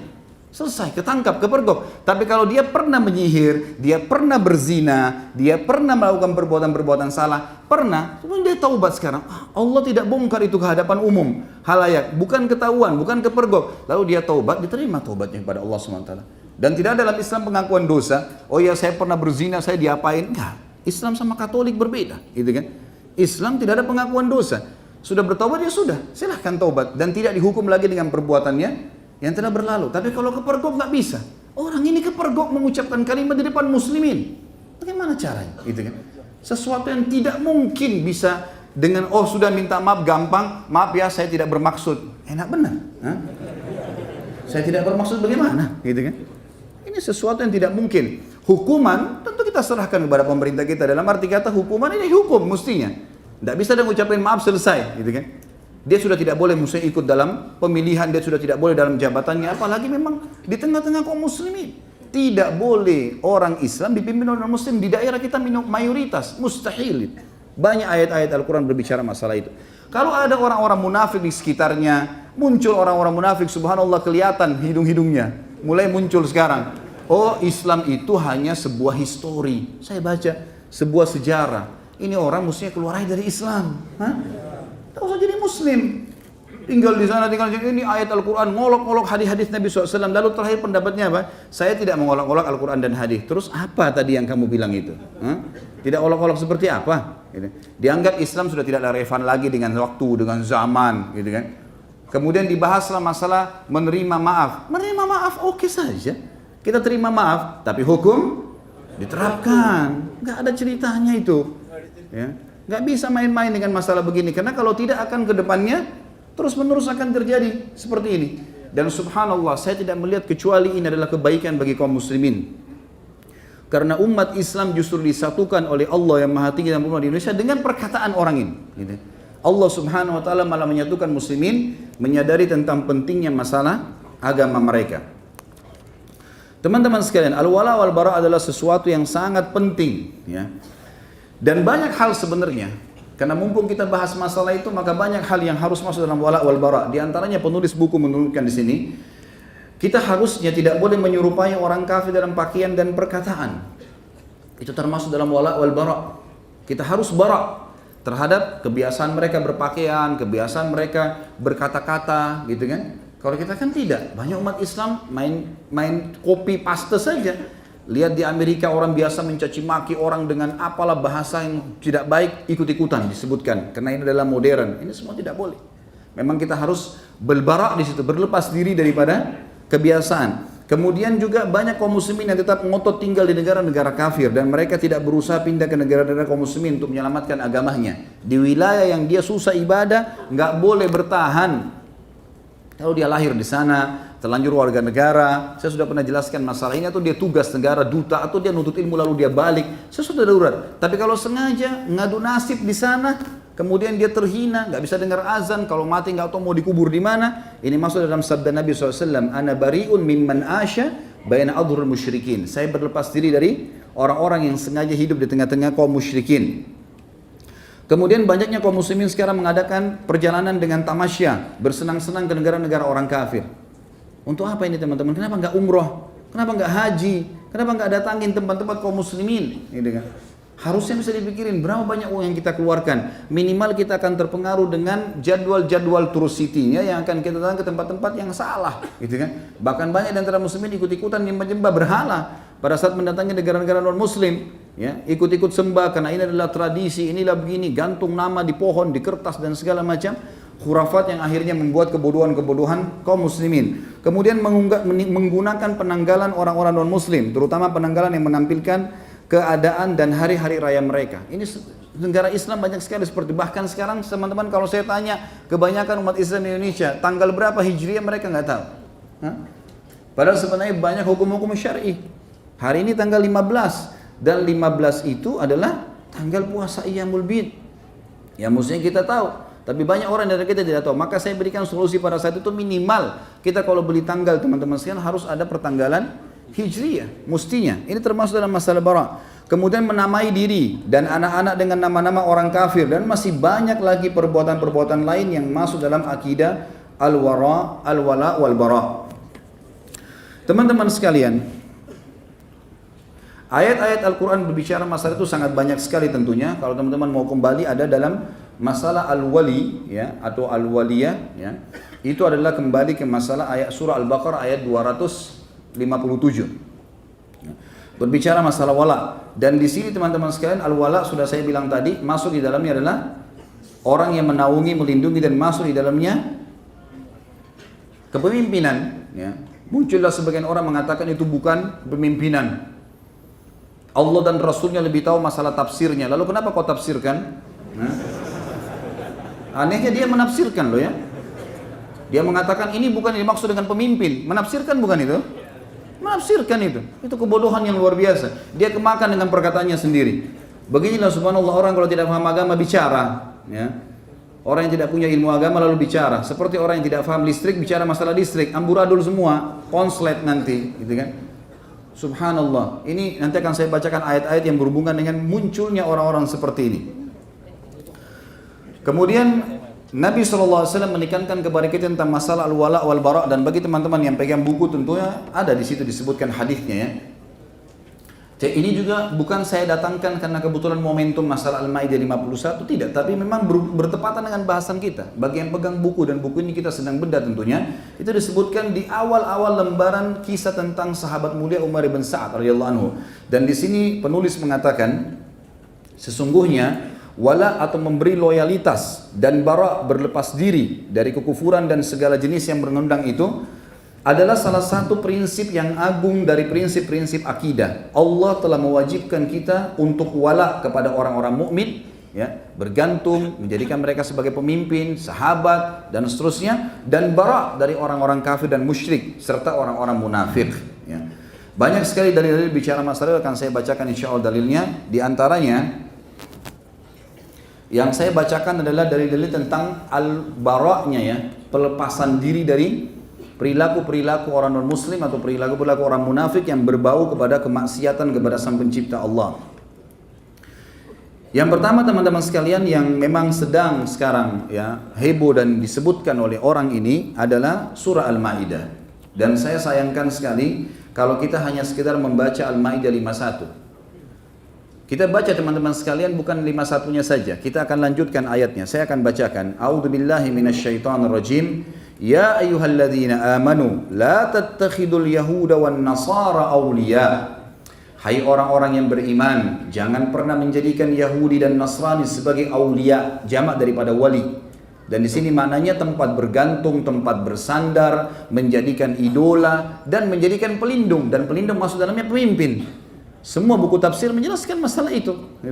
Bahkan tidak ada di sini tafsir yang menyebutkan seperti disebutkan oleh sebagian orang tadi yang mengatakan ini bukan pemimpin yang dimaksud. Ba'duhum awliya'u ba'd, sebagian mereka memang pemimpin sebagian yang lain, tapi bukan untuk kalian hai kaum mukminin. Wa may yatawallahum minkum fa innahu minhum. Siapa yang menjadikan mereka sebagai pemimpin, dan kita bisa baca semua terjemahan Al-Qur'an yang resmi, maka akan menerjemahkan hal yang sama seperti saya baca sekarang. Siapa yang menjadikan mereka orang-orang kafir sebagai pemimpin, maka dia termasuk sama dengan orang-orang itu. Innallaha la yahdil qaumadz zalimin. Allah tidak akan memberikan petunjuk bagi orang-orang yang zalim. Ini ayat 51-nya. Inilah yang dibilang muslimin dibohongi dengan ayat ini. Bagaimana caranya Allah subhanahu wa ta'ala berfirman lalu kemudian dikatakan dibohongi teman-teman sekalian. Ayat 52-nya. Ini penting. Jangan dilupakan ayat 52. Jangan hanya 51. Dia sebut 51. Allah bukakan pintunya buat antum itu. Baca setelahnya. Kata Allah, "Fataral ladzina fi qulubihim marad." Dan engkau melihat orang-orang yang dalam hatinya ada penyakit kemunafikan. Yusari'una fihim, berlumba-lumba membela mereka. Ini Allah berfirman 1400 tahun yang lalu, subhanallah. Jangan kaget sekarang kalau antum melihat ada orang-orang yang membela orang-orang seperti ini. Jelas-jelas salah, dibela, dicari jalan hanya untuk menjadi tim sukses atau yang sejenisnya. Ini wallahi teman-teman sekalian akan jadi tanggung jawab besar hari kiamat. Ya, ini luar biasa beratnya. Lalu dikatakan oleh Allah, yaqulun, mereka berkata, nakhsha an tusibana dairah. Kami takut nanti kalau orang ini tidak memimpin atau kalau kami tidak membelanya maka kami akan ditimpa dairah. Dairah bisa berarti apa? Kesulitan hidup, susah ekonomi, apalah. Ini firman Allah, buka Al-Maidah ayat 52, lanjutannya ayat yang sekarang sedang masyhur 51. Ini bukan saya yang berkata teman-teman sekalian. Ya. Fa'asallahu an ya'ti bil fathi min indi, fa'asallahu an ya'ti bil fath au amrin min indihi fayusbihu ala ma asarru fi anfusihim nadimin. Maka pasti Allah akan datangkan kemenangan setelah itu ataupun perkara yang memecahkan dan mempermalukan mereka, maka mereka akan malu terhadap apa yang telah mereka lakukan terhadap diri mereka sendiri dan menyesal. Lalu ayat 53, wa yaqulul ladzina amanu ahaula'il ladzina aqsamu billahi jahda aymanihim innahu lama'akum habitat a'malum fa asbahu khasirin. Maka orang-orang beriman akan berkata kepada orang-orang munafik itu, apakah orang-orang ini yang bersumpah untuk membela orang-orang yang tadi kafir itu? Sesungguhnya sama saja kalian. Maka Allah mengatakan pada saat itu, tutupan ayatnya, maka pasti orang-orang itu, orang-orang yang coba membela, maka mereka akan hancur seluruh amal-amalnya dan mereka termasuk orang-orang yang rugi. Ayat 54, ya ayyuhalladzina amanu, hai orang-orang yang beriman. Allah ancam orang-orang yang membela orang-orang kafir yang salah. Orang muslim salah saja nggak boleh dibela, apalagi orang kafir yang salah. Kalau mereka tetap ngotot dengan itu, apa kata Allah di ayat 54, lanjutannya terus ini, rentetannya, ya ayyuhalladzina amanu may yartadda minkum an dinih. Hai orang-orang beriman, kalau kalian terus lakukan itu, kemudian kalian murtad dari agama kalian, fasawfa ya'tillahu biqaumin yuhibbuhum wa yuhibbuna, maka Allah akan datangkan kaum yang Allah mencintai mereka dan mereka mencintai Allah. Azillatin alal mu'minin, mereka akan selalu merendah terhadap orang-orang beriman. Aizzatin alal kafirin, dan mereka selalu mulia di depan orang-orang kafir. Yujahiduna fi sabilillah, mereka berperang di jalan Allah. Wala yakhafuna laumata laim, dan mereka tidak pernah takut untuk membela agama Allah itu. Dzalika fadlullah yutihi man yasha, itu karunia Allah yang Allah berikan kepada siapapun yang diinginkan. Wallahu wasi'un alim, maksudnya pembelaan terhadap orang-orang beriman dan memerangi atau mengingatkan atau menghukum orang-orang kafir yang salah adalah karunia dari Allah, dan Allah maha luas dan maha mengetahui. Lalu Allah sebutkan di ayat 55-nya, innama waliyukumullahu wa rasuluh, sesungguhnya tempat kalian bersandar adalah Allah dan Rasulnya. Walladzina amanu, dan yang kalian jadikan sebagai tempat bersandar, pemimpin adalah orang-orang beriman. Alladzina yuqimunas shalah, yang mereka mendirikan salat, wa yu'tunaz zakah, dan mereka mengeluarkan zakat, wa hum raki'un, dan mereka selalu sujud. Wa may yatawallallaha wa rasulahu walladzina amanu fa inna hizballahumul ghalibun. Siapa yang menjadikan Allah dan Rasulnya tempat bersandar, bergantung, dan orang-orang beriman sebagai pemimpin satu sama yang lain, sesungguhnya kelompok Allah itu yang akan menang. Ayat 57, ya ayyuhalladzina amanu, hai orang-orang yang beriman, la tattakhidul ladzina ittakhadhu dinakum huzuwan wa la'iba. Saya melihat teman-teman ayat 57 ini lebih tegas lagi. Lebih tegas daripada ayat 51 teman-teman sekalian. Apa kata Allah? Hai orang-orang yang beriman. Buka Al-Qur'annya teman-teman sekalian. Baca, lihat itu. Ini firman Allah SWT turun. Kata Allah, hai orang-orang yang beriman, jangan kalian menjadikan, ya, orang-orang yang menjadikan agama kalian huzuan wa la'iba, bahan olok-olokan, bahan tes-tes, ya. Kata Allah di sini, minal ladzina utul kitaba min qablikum wal kuffara awliya, dari orang-orang yang telah menuntut Alkitab, Yahudi dan Nasrani, sebelum kalian, dan orang-orang kafir sebagai aulia. Kembali kepada kalimat tadi, wali, pemimpinan. Allah sebutkan di sini, wattaqullaha in kuntum mu'minin, dan bertakwalah kalian kalau kalian benar-benar orang beriman. Artinya patuh pada Allah. Nggak boleh kalian dipimpin oleh orang non-muslim. Saya yakin teman-teman, orang ini subhanallah, kalau dia memulai dirinya sendiri memimpin, tidak akan dipilih kecuali oleh orang-orang munafik juga. Tidak mungkin. Kaum mukminin harus tahu tidak boleh dipimpin oleh orang kafir dengan alasan apapun. Gak bisa. Di tengah-tengah komunitas kaum muslimin, gak bisa. Dan mereka harus bisa menerima itu. Sebagaimana kita menerima pada saat kita minoritas di sebuah wilayah, kita dipimpin oleh orang non muslim. Gak ada umat Islam memberontak di bawah pemimpin mereka, gak, gitu kan? Harus bisa dimaklumi. Dan itu keadilan sebenarnya. Wajar kalau dia paksain diri dengan kalimat-kalimat kotornya, dengan kata-kata mencaci makinya, udah mau memimpin umat Islam. Ya, ini mungkin masih disabarin selama ini, tapi begitu mengatakan umat Islam dibohongi dengan ayat Al-Quran, Berarti ayat Allah dipakai untuk berbohong atau ayat Allah itu bohong, ataupun ulama yang menyampaikan itu bohong, membohongi umat supaya tidak memilih dia, siapa orang ini? Hah? Subhanallah ya. Ini kalau Allah SWT tidak larang mungkin sudah kita ramas saja. Iya. Kalau enggak sudah saya ramas sendirian itu. Bisa-bisa mau mengolok-olok, bisa-bisa mencaci maki. Siapapun orang yang sedang berbicara depannya dicaci maki dengan kalimat-kalimat yang tidak masuk di akal. Kemudian masih mau dipertahankan dan dibela. Ini orang-orang yang membela luar biasa juga ya. Kemudian dikatakan sampai Allah berfirman teman-teman di ayat terus ya. Allah terus berfirman sampai ayat 72. Saya pindahkan kata Allah SWT. Kalau ada orang masih meragukan kekafirannya orang-orang yang mengatakan Trinitas. Dan dia menisbatkan diri kalau dia beriman itu di mata dia, di mata kita tidak ada berimannya. Kata Allah, laqad kafara alladziina, ini masih lanjutan Al-Maidah, masih Al-Maidah. Ayat 72-nya kata Allah, saya pindahkan tadi dari ayat 59 sampai 72 karena kita mau mengejar waktunya tentunya. Ini kena waktu ya. Maka Allah berfirman, laqad kafara alladziina qalu innallaha huwal masih ibnu Maryam. Telah kafir orang yang mengatakan Isa putra Maryam adalah dia Allah, dia Tuhan. Nggak boleh dikatakan oh ada celah benarnya, salah. Allah itu lam yalid wa lam yulad. Allah itu tidak beranak, tidak diperanakan, dan itu kafir dengan kata-kata itu. Nggak bisa dipungkiri itu. Wa qala al-Masihu ya bani Israil a'budullaha rabbi wa rabbakum. Allah berfirman dan kekal sampai hari kiamat, dan Isa putra Maryam berkata, wahai bani Israel, sembahlah Allah satu Tuhanku dan Tuhan kalian. Innahu may yusyrik billahi faqad harramallahu alaihi al-jannata wa ma'wahu an-nar. Sesungguhnya orang-orang yang menyekutukan Allah, maka Allah telah mengharamkan baginya surga dan juga dia akan masuk ke neraka. Wa ma lidh-dhalimina min ansar, dan orang-orang zalim tidak akan mendapatkan petunjuk. Ayat 70 selanjutnya, ayat 73-nya, laqad kafara alladziina qalu innallaha thalithu thalathah.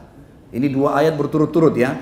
Al-Maidah ayat 72 ayat 3 memastikan kekafirannya orang-orang Nasrani, enggak bisa diragukan. Dan kalau kafir tidak boleh memimpin kaum muslimin mutlak. Kata Allah setelah mengatakan telah kafir orang-orang yang mengatakan Isa putra Maryam adalah Allah atau Tuhan. Dan yang ke ayat 73 itu, 73-nya Allah mengatakan laqad kafara alladziina qalu innallaha thalithu thalatha. Telah kafir orang yang mengatakan trinitas ya. Wa ma min ilahin illa ilahun wahid, dan tidak ada Tuhan kecuali Tuhan yang satu saja. Wa illam yantahu amma yaqulun, kalau mereka tidak mau selesai berhenti dari apa yang mereka ucapkan itu, la yamassannal ladzina kafaru minhum adzabun alim. Pastilah orang-orang di antara mereka itu akan ditimpakan siksaan dari orang yang kafir, itu adalah siksaan yang pedih.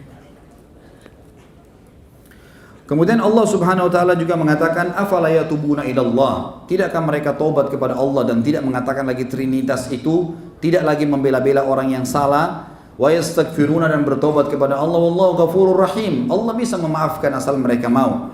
Mal Masih ibnu Maryam illa rasulun qad khalat min qablihi rusul. Ingatlah, Masih putra Maryam adalah rasul sebagaimana telah lewat sebelumnya rasul-rasul. Wa ummuhu siddiqah, dan ibunya adalah seorang wanita yang jujur. Kana ya'kulanit ta'am, mereka itu sama-sama makan makanan, bukan Tuhan. Undur kaifa nubayyinu lahumul ayati thumma undur anna yufakun. Lihatlah bagaimana kami menjelaskan kepada mereka tanda-tanda ayat kami agar mereka bisa berfikir, atau bagaimana mereka bisa teralihkan.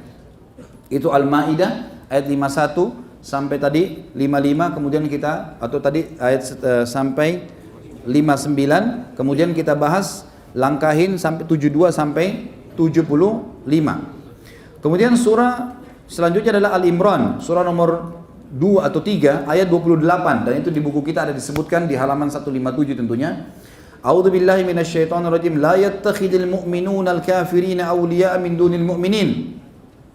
Janganlah orang-orang beriman menjadikan orang-orang kafir sebagai pemimpin mereka selain orang-orang beriman. Wa may yaf'al dzalika, siapa yang melakukan itu, yang sengaja memilih non-muslim sebagai pimpinan mereka, falaysa minallahi fi syai'in illa an tattaqu minhum tuqah. Tidak ada lagi urusan kalian kecuali kalian harus berlepas diri dari orang-orang itu. Wa yuhadzirukumullahu nafsa wa ilallahil masir. Dan Allah mengingatkan kalian tentang dirinya. Hati-hati azabnya Allah akan datang. Sesungguhnya kalian akan menuju kepada Allah. Kemudian teman-teman sekalian, kita masuk sekarang ke masalah orang-orang munafik. Jadi pelajaran pertama adalah masalah al-wala wal bara. Bagaimana kita menjadikan atau bersandar kepada Allah dan Rasulnya, membela semua yang berhubungan dengan Allah dan Rasulnya, itu namanya al-wala. Dan bara adalah berlepas diri dari semua yang Allah dan Rasulnya berlepas diri darinya. Dan ini sudah jelas sekali, banyak sekali firman Allah Subhanahu wa taala yang disebutkan dalam Al-Qur'an. Maaf, saya akan sebutkan lagi, ada ayat surah At-Taubah, ayat surah nomor 9, ayat 24 sampai 25.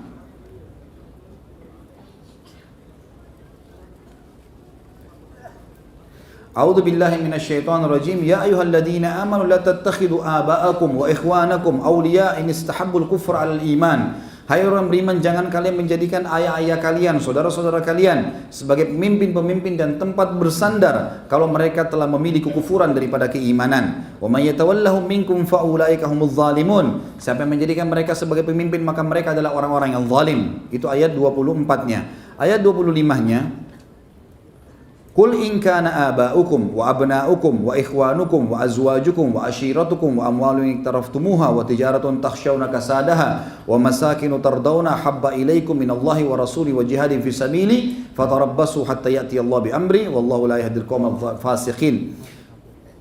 Katakanlah, hai Muhammad, kalau seandainya ayah-ayah kalian, anak-anak kalian, saudara-saudara kalian, istri-istri kalian, atau pasangan hidup kalian, atau keluarga kalian, dan harta yang kalian sedang kumpulkan, ini untuk orang-orang munafik semua ditekankan di sini. Dan bisnis yang kalian sedang bangun, serta tempat-tempat tinggal yang kalian sedang kejar dan bangga-banggakan, lebih kalian cintai daripada Allah dan Rasulnya. Setelah Allah dan Rasulnya diolok-olok lalu kalian biarkan, dan jihad di jalannya, membela di jalan Allah, maka tunggulah saja sampai Allah datangkan perkaranya. Sesungguhnya Allah tidak akan memberikan petunjuk bagi kaum yang fasik. Kata sebagian ulama tafsir, maksudnya Allah akan menghukumnya. Ini antara ayat 23, 24 atau 24, 25 ya. Ini salah satunya surah At-Taubah. Kemudian juga Allah Subhanahu wa taala menyebutkan dalam surah Al-Mujadilah, surah nomor 58 ayat 22. A'udzu billahi minasyaitonir rajim. La tajidu qauman yu'minuna billahi wal yawmil akhir yuwadduna man hadallaha wa rasulahu walau kana aba'uhum aw abna'uhum aw ikhwanuhum wa ashiratuhum. Kalian tidak akan menemukan orang-orang yang sudah mengaku beriman pada Allah dan hari akhir, mereka masih berkasih sayang dan menjadikan. Kalian akan menemukan orang-orang yang beriman kepada Allah dan Rasulnya. Kalian tidak akan menemukan orang yang beriman kepada Allah dan Rasulnya, mereka masih berkasih sayang kepada orang-orang yang telah memusuhi Allah dan Rasulnya, walaupun itu mereka adalah ayah-ayah dan anak-anak mereka.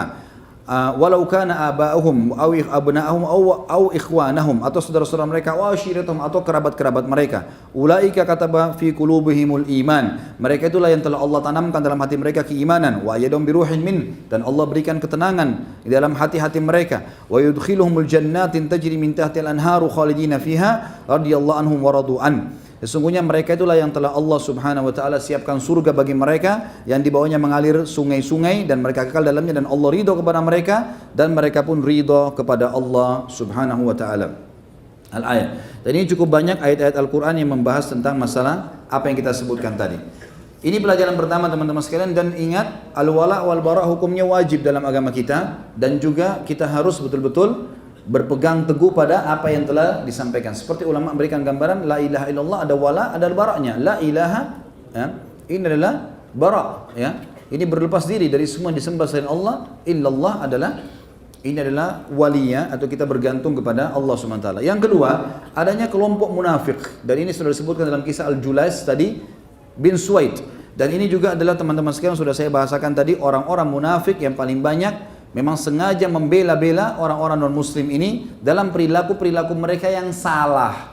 Ya. Kalau perilaku yang benar tidak ada masalah, tapi kalau perilaku yang salah, maka tentu tidak boleh. Sebagaimana Allah Subhanahu wa taala menyebutkan tentang orang-orang munafik, banyak sekali dalil-dalil berhubungan dengan masalah ini. Di antaranya di dalam surah Al-Hasyr, surah nomor 59 ayat 11 sampai ayat 13. A'udzu billahi minasyaitonir rajim. Alam tara ilal ladzina nafaqu yaquluna li ikhwanihim alladhina kafaru min ahli kitabi la in ukhrijtum lanakhrujanna ma'akum wa lanuti'u fiikum ahadan abada wa in qutiltum lanansurannakum wallahu yashhadu innahum lakadzibun. Kalian akan melihat orang-orang yang dalam hatinya ada sifat kemunafikan, membenci Islam. Sederhananya munafik itu adalah membenci Islam. Zahirnya namanya muslim, zahirnya adalah orang-orang muslim tapi mereka membenci Islam. Sengaja mencari-cari sesuatu yang mengatakan ini adalah kelemahan Islam. Lalu kenapa kamu muslim? Gitu kan? Tidak usah jadi muslim sekalian. Tapi Allah menyebutkan, mereka berkata kepada teman-teman mereka, bahkan Allah mengatakan li ikhwanihim alladhina kafaru, pada saudara-saudara mereka yang telah kafir dari ahli kitab, kalau kalian dikeluarkan, maka kalian juga akan keluar bersama kalian. Dan kami tidak akan membiarkan kalian untuk dianiaya. Kalau kalian diperangi, maka kami akan memerangi kalian. Dan Allah memberikan kesaksian kalau orang-orang munafik itu semuanya dusta. Lain ukhriju, kalau seandainya orang-orang kafir itu pun dikeluarkan dan diusir, la yakhrujuna ma'ahum, mereka tidak akan keluar bersamanya. Wala in qutilu la yansurunahum, dan kalau seandainya mereka diperangi, mereka tidak akan menolong. Wala in nasaruhum la yuwallunal adbar, kalaupun mereka mencoba untuk membelanya, maka mereka berusaha untuk melarikan diri. Tsumma la yunsarun, dan tidak akan ada yang menolong orang-orang kafir yang telah mengolok-olok agama Allah. La antum asyaddu rahbatan fi suduri minallah. Sesungguhnya ketahuilah kalian adalah kaum mukminin, orang-orang yang paling ditakuti oleh mereka di dalam hati mereka. Dzalika bi annahum qaumun la yafqahun, karena mereka kaum yang tidak berakal atau tidak memahami. Kemudian juga teman-teman sekalian, dalam surah Al-Anfal, surah nomor 8 ayat 49, Allah SWT berfirman, A'udzu billahi minasyaitonir rajim, idz yaqulul munafiquna wal ladzina fi qulubihim maradun gharra haula'i dinahum. Maka akan berkata orang-orang munafik dan dalam hatinya ada penyakit-penyakit nifak ini. Mereka mengatakan, kenapa sih orang-orang Islam itu mau membela agama-agama mereka? Wa may yatawakkal 'alallahi fa innallaha azizun hakim. Ketahuilah, siapa yang bertawakal kepada Allah, tetap membela kebenaran agama Allah, maka Allah itu maha mulia dan maha bijaksana. Kemudian juga mereka berkata dalam surah Al-Ahzab, surah nomor 33 ayat 12, A'udzu billahi minasyaitonir rajim. Wa idz yaqulul munafiquna wal ladzina fi qulubihim maradun ma wa'adana Allahu wa rasuluhu illa ghurura. Sesungguhnya orang-orang munafik berkata, dan orang-orang yang dalam hatinya ada sifat kemunafikan ini, Allah dan Rasulnya tidak menjanjikan kami kecuali semuanya dusta, enggak benar gitu. Kemarin subhanallah saya baru baca tulisan, dan orang ini mengaku muslim dan tulisannya semuanya mengolok-olok. Kalau hadis-hadis Nabi SAW itu tidak benar, tidak relevan lagi, tidak sesuai dengan zaman, mestinya harus begini, mestinya harus begitu. Dan ini orang sama sekali, mungkin kalau kita suruh mengaji mungkin tidak bisa mengaji, gitu kan? Ya. Ini sangat disayangkan sekali bagaimana mereka bisa leluasa berbicara di negara seperti negara kita di Indonesia yang sudah semestinya menghormati agama.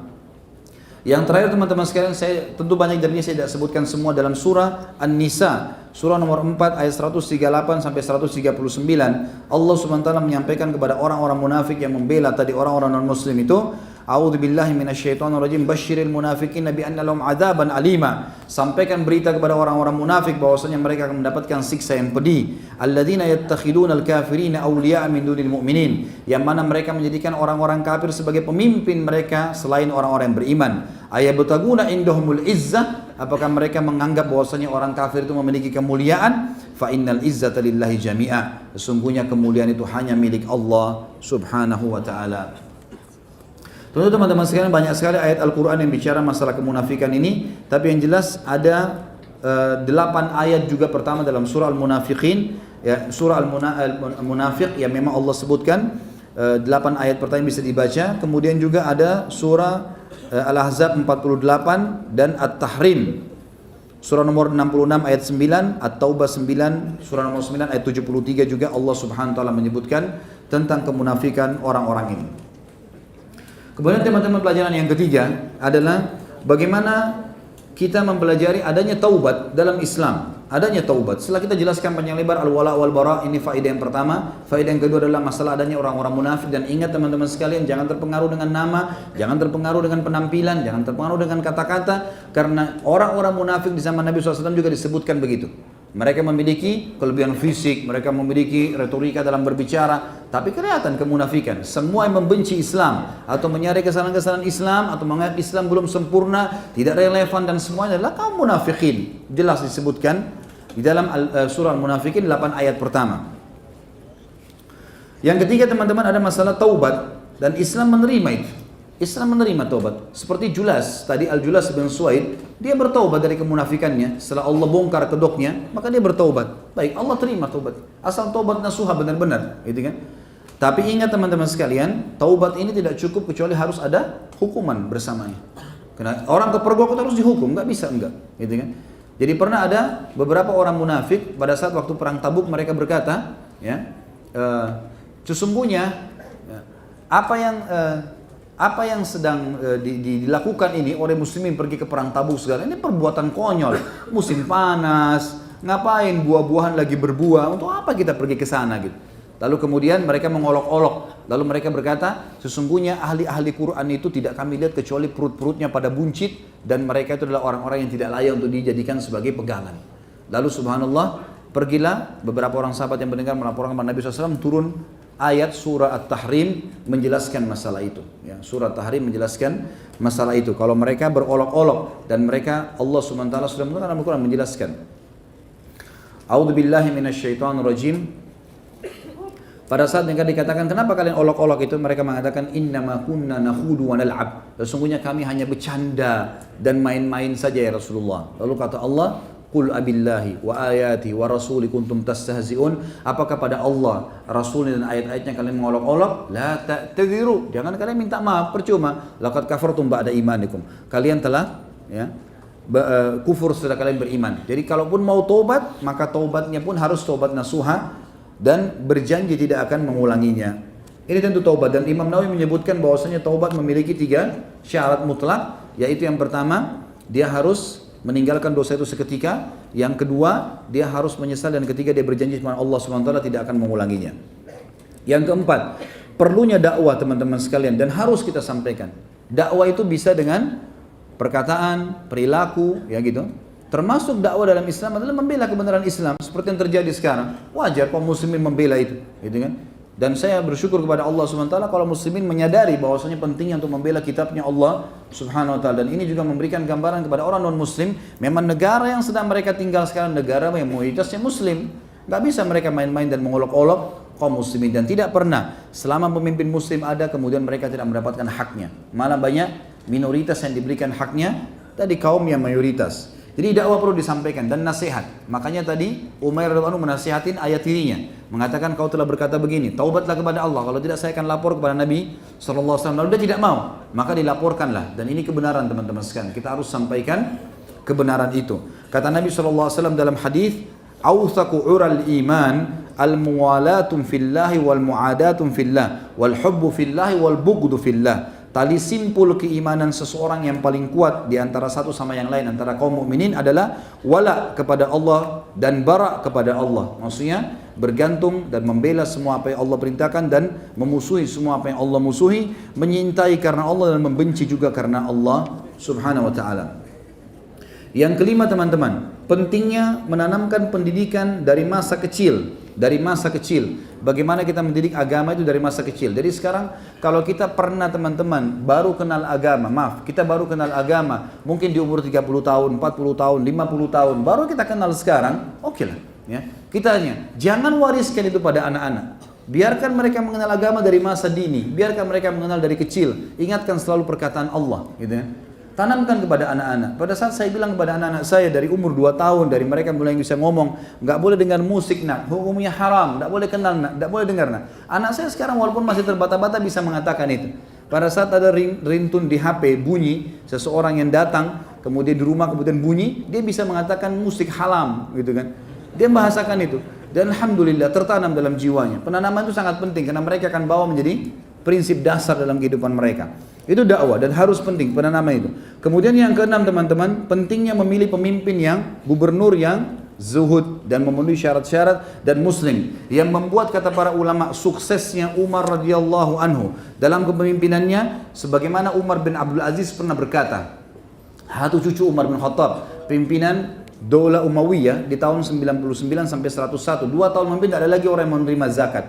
Waktu dia pertama jadi khalifah, dia mengirim surat kepada sepupunya sendiri, Salim bin Abdullah bin Umar, cucunya Umar bin Khattab di Madinah, seorang ulama Madinah namanya Salim, adalah rahimahumullah. Umar bin Abdul Aziz menulis surat mengatakan, nah ini Umar bin Abdul Aziz, yang ini, kemudian ada bin Asim bin Umar bin Khattab, jadi ini sama-sama cucu Umar radhiyallahu anhu. Maka kata Umar bin Abdul Aziz kepada sepupunya, hai Salim, kirimkan kepada saya semua informasi tentang kakek kita Umar, karena saya mau memimpin seperti dia. Jawabannya Salim apa? Hai Umar, kalau seandainya kau menjadikan dirimu seperti Umar, kakek kita dulu, dari kesolehannya, dari kezuhudannya, dari segala, Allah akan datangkan orang-orang yang semisal dengan orang-orang yang di sekitar Umar. Jadi termasuk perilaku Umar adalah beliau selalu fokus mencari orang-orang beriman. Semua gubernur yang ada syubhatnya sedikit langsung dicabut sama dia, dicopot dan langsung diletakkan orang-orang yang sesuai dengan kriteria yang sudah saya bacakan tadi dan akan saya ulangi lagi teman-teman sekalian. Kriteria Umar radhiyallahu anhu sudah sangat jelas masalah kepemimpinan dan ini mestinya menjadi tolok ukur buat kita semua.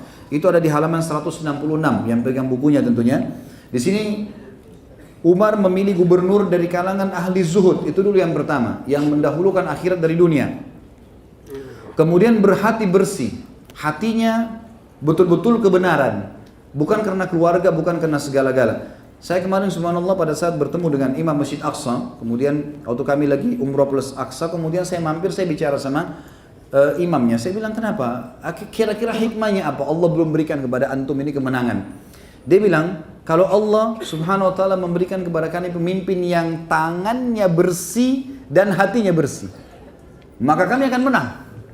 Makna kalimat ini dalam teman-teman sekalian, maksudnya apa? Tangannya bersih, tidak memiliki kecuali yang halal, hatinya bersih kecuali tidak ada kecuali keadilan, maka kita akan diberikan kemenangan. Dan itu yang dimaksud dengan statement Umar di sini. Kemudian yang ketiga, orang-orang yang beriman dan benar dengan keimanannya, bukan munafik. Yang keempat, orang-orang yang tidak mencari nama. Dan kita temukan orang seperti ini tidak pernah menyebut-nyebut kebaikannya. Sudah banyak orang yang dibantu tidak pernah disebutkan. Ada orang kalau sudah mulai kita duduk bertemu lalu ngobrolnya adalah masalah kebaikan dia saja, ini nggak layak jadi teman teman-teman sekalian. Oh saya sudah begini, aku sudah begini, ini kata-kata saya dan aku ini sudah tanda-tanda kesombongan, gitu kan? Ini harus dijauhkan. Kalau orang sudah menyebutkan kalimat ini, hati-hati. Ini berarti sudah keluar dari kriteria yang Umar pilih. Kemudian yang keempat, yang kelima, yang pertama tadi ahli zuhud, yang kedua hatinya bersih, yang ketiga orang beriman dengan benar keimanannya, yang keempat adalah tidak mencari nama, yang kelima orang yang selalu mendirikan sholat malam dan berpuasa. Dan ini tolok ukurnya adalah orang-orang yang selalu ibadah. Kemudian yang keenam adalah menghindari kepemimpinan, dan kalau ditawarkan pun dia menghindar. Nanti kalau seandainya dia sudah diikat dengan hukum seperti tadi, Umar memaksa Umair radhiyallahu anhu, baru kemudian Umair mau menjalankannya. Yang ketujuh, pemimpin yang kalau dia berada di tengah-tengah masyarakatnya maka dia melindungi mereka. Ya, mohon maaf saya bahasakan ini. Berapa banyak pemimpin kita pada saat macet, bukan dia duluan menghilangkan macet, malah dia dikasih jalan duluan. Nah, itu. Ini satu tanda tanya. Kenapa nggak hilangin macet tuh? Orang kan juga manusia biasa seperti kita semuanya. Mereka stres di jalan berjam-jam. Kenapa justru nggak dicari sumbernya kemudian diperbaikin? Kenapa kita mau jalan duluan untuk sampai di rumah duluan? Karena ini masalah ya. Mestinya harus bisa diperbaikin masalah ini. Kemudian juga dikatakan oleh Umar, yang kedelapan adalah orang-orang yang selalu terlihat seperti sama dengan masyarakatnya sehingga tidak bisa dibedakan dari sisi penampilan, pakaian, ya, tempat tinggal antara dia dengan masyarakatnya. Ini penilaian Umar tentunya. Kemudian yang itu tadi yang ketujuh, yang kedelapan, kemudian yang kesembilan tidak membedakan dirinya dengan masyarakat. Yang kesembilan dia selalu membagikan harta yang merupakan pendapatan negara di antara masyarakat dengan kebenaran, menetapkan hukum di antara mereka dengan adil dan tidak menutup. Dan yang terakhir, yang ke-10 adalah tidak menutup pintu rumahnya dan menghalang-halangi hajat rakyat darinya. Yang terakhir teman-teman sekalian adalah yang ke-7, pelajaran yang kita ambil dari Umair radhiyallahu anhu adalah zuhud itu sendiri. Bagaimana zuhud itu sangat ditekankan di dalam agama Islam dan sangat dianjurkan, dan zuhud adalah mendahulukan akhirat dari dunia. Kita harus tolak ukurnya zuhud ini teman-teman sekalian adalah firman Allah Subhanahu wa taala dalam surah Al-Qasas ayat 77. A'udzu billahi minasyaitonir rajim wabtaghi fima ataqallahu daral akhirah wa la tansa nasibaka minad dunya. Ini tolak ukurnya zuhud. Kejarlah kata Allah apa yang Allah janjikan untuk kalian di akhirat sana. Semua ibadah-ibadah kita kejar untuk mengejar surga dan jangan lupakan bagianmu dari dunia. Ini firman Allah Al-Qasas ayat 77 menekankan masalah itu. Jadi kita harus cari tahu teman-teman sekalian makna zuhud dari kalimat ayat ini. Artinya kalau kita lagi dagang kemudian azan, berhentikan, tutup tokohnya, gitu kan? Kita tutup tokohnya, kemudian kita pergi sholat, dahulukan akhirat dari dunia. Ada transaksi syubhat atau haram, tinggalkan, gitu kan? Kita tinggalkan, kita lakukan akhirat dari dunia. Ini namanya orang zuhud. Makanya kita temukan kalau kita baca di buku-buku zuhud, Abu Bakar, Umar, Uthman, Ali, Talha, Zubair dan sahabat-sahabat yang mulia, bahkan sahabat-sahabat yang kaya raya. Ini Abu Bakar, Abdurrahman bin Auf, Uthman bin Affan, orang kaya-kaya raya semuanya. Tapi mereka pimpinan-pimpinan orang zuhud. Kenapa? Karena memang orang kaya, orang zuhud adalah termasuk orang yang makan makanan yang enak, orang yang punya pakaian yang bersih dan rapi, orang yang punya kendaraan, tapi mereka tidak berlebih-lebihan. Mereka tetap dahulukan akhirat dari dunia, gitu. Maka itu dikatakan zuhud. Dan ini kaidah kunci kebahagiaan. Sebagaimana sabda Nabi SAW kepada para sahabat, uzhud fid dunya yuhibbukallah, zuhudlah dunia maka Allah akan mencintaimu, wazhud ma fi aidin nas yuhibbukan nas. Dan zuhudlah kamu terhadap apa yang di tangan manusia, maka pasti manusia akan mencintaimu. Allahu a'lam. Bukankah demokrasi sistem togut? Lalu yang saya ingin tanyakan, bagaimana sikap kita sebagai seorang muslim yang taat? Apakah kita tetap harus memilih pemimpin dengan sistem demokrasi? Karena ketika kita memilih ditakutkan karena kaum kafir yang dengan alasan apa ini? Yang akan jadi pemimpin? Siapa yang tidak ada yang pungkiri, demokrasi itu adalah bukan sistem Islam, pasti. Demokrasi definisi sederhananya adalah siapa yang paling banyak suaranya, dia yang memimpin. Mau dia salah, mau dia bodoh, mau dia pintar, pokoknya dia paling banyak suaranya, dia yang menang. Ya, kita juga sudah tahu di Indonesia kayak sudah rahasia umum, orang pakai sistem demokrasi ya siapa yang paling banyak duitnya, siapa yang bisa ngumpulin massa, siapa yang bisa bayar ini, bayar itu, maka dia akan jadi pemimpin. Ya, dan itu memang sistem jauh dari Islam. Islam teman-teman sekalian sederhana sekali.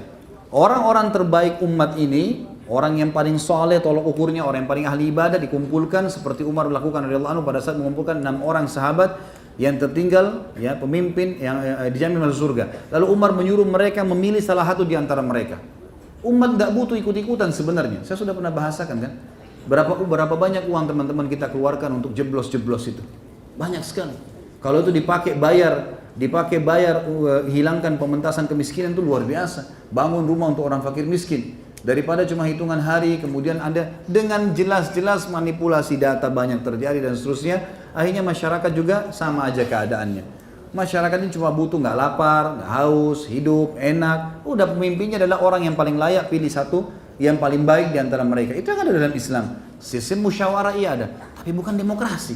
Musyawarah adalah orang-orang yang bijak dikumpulkan, mereka mengambil kesimpulan siapa pemimpinnya. Bukan semuanya orang dilibatkan. Semua orang dilibatkan ini untuk apa? Nggak sama sekali nggak sampai kepada tujuan yang diinginkan.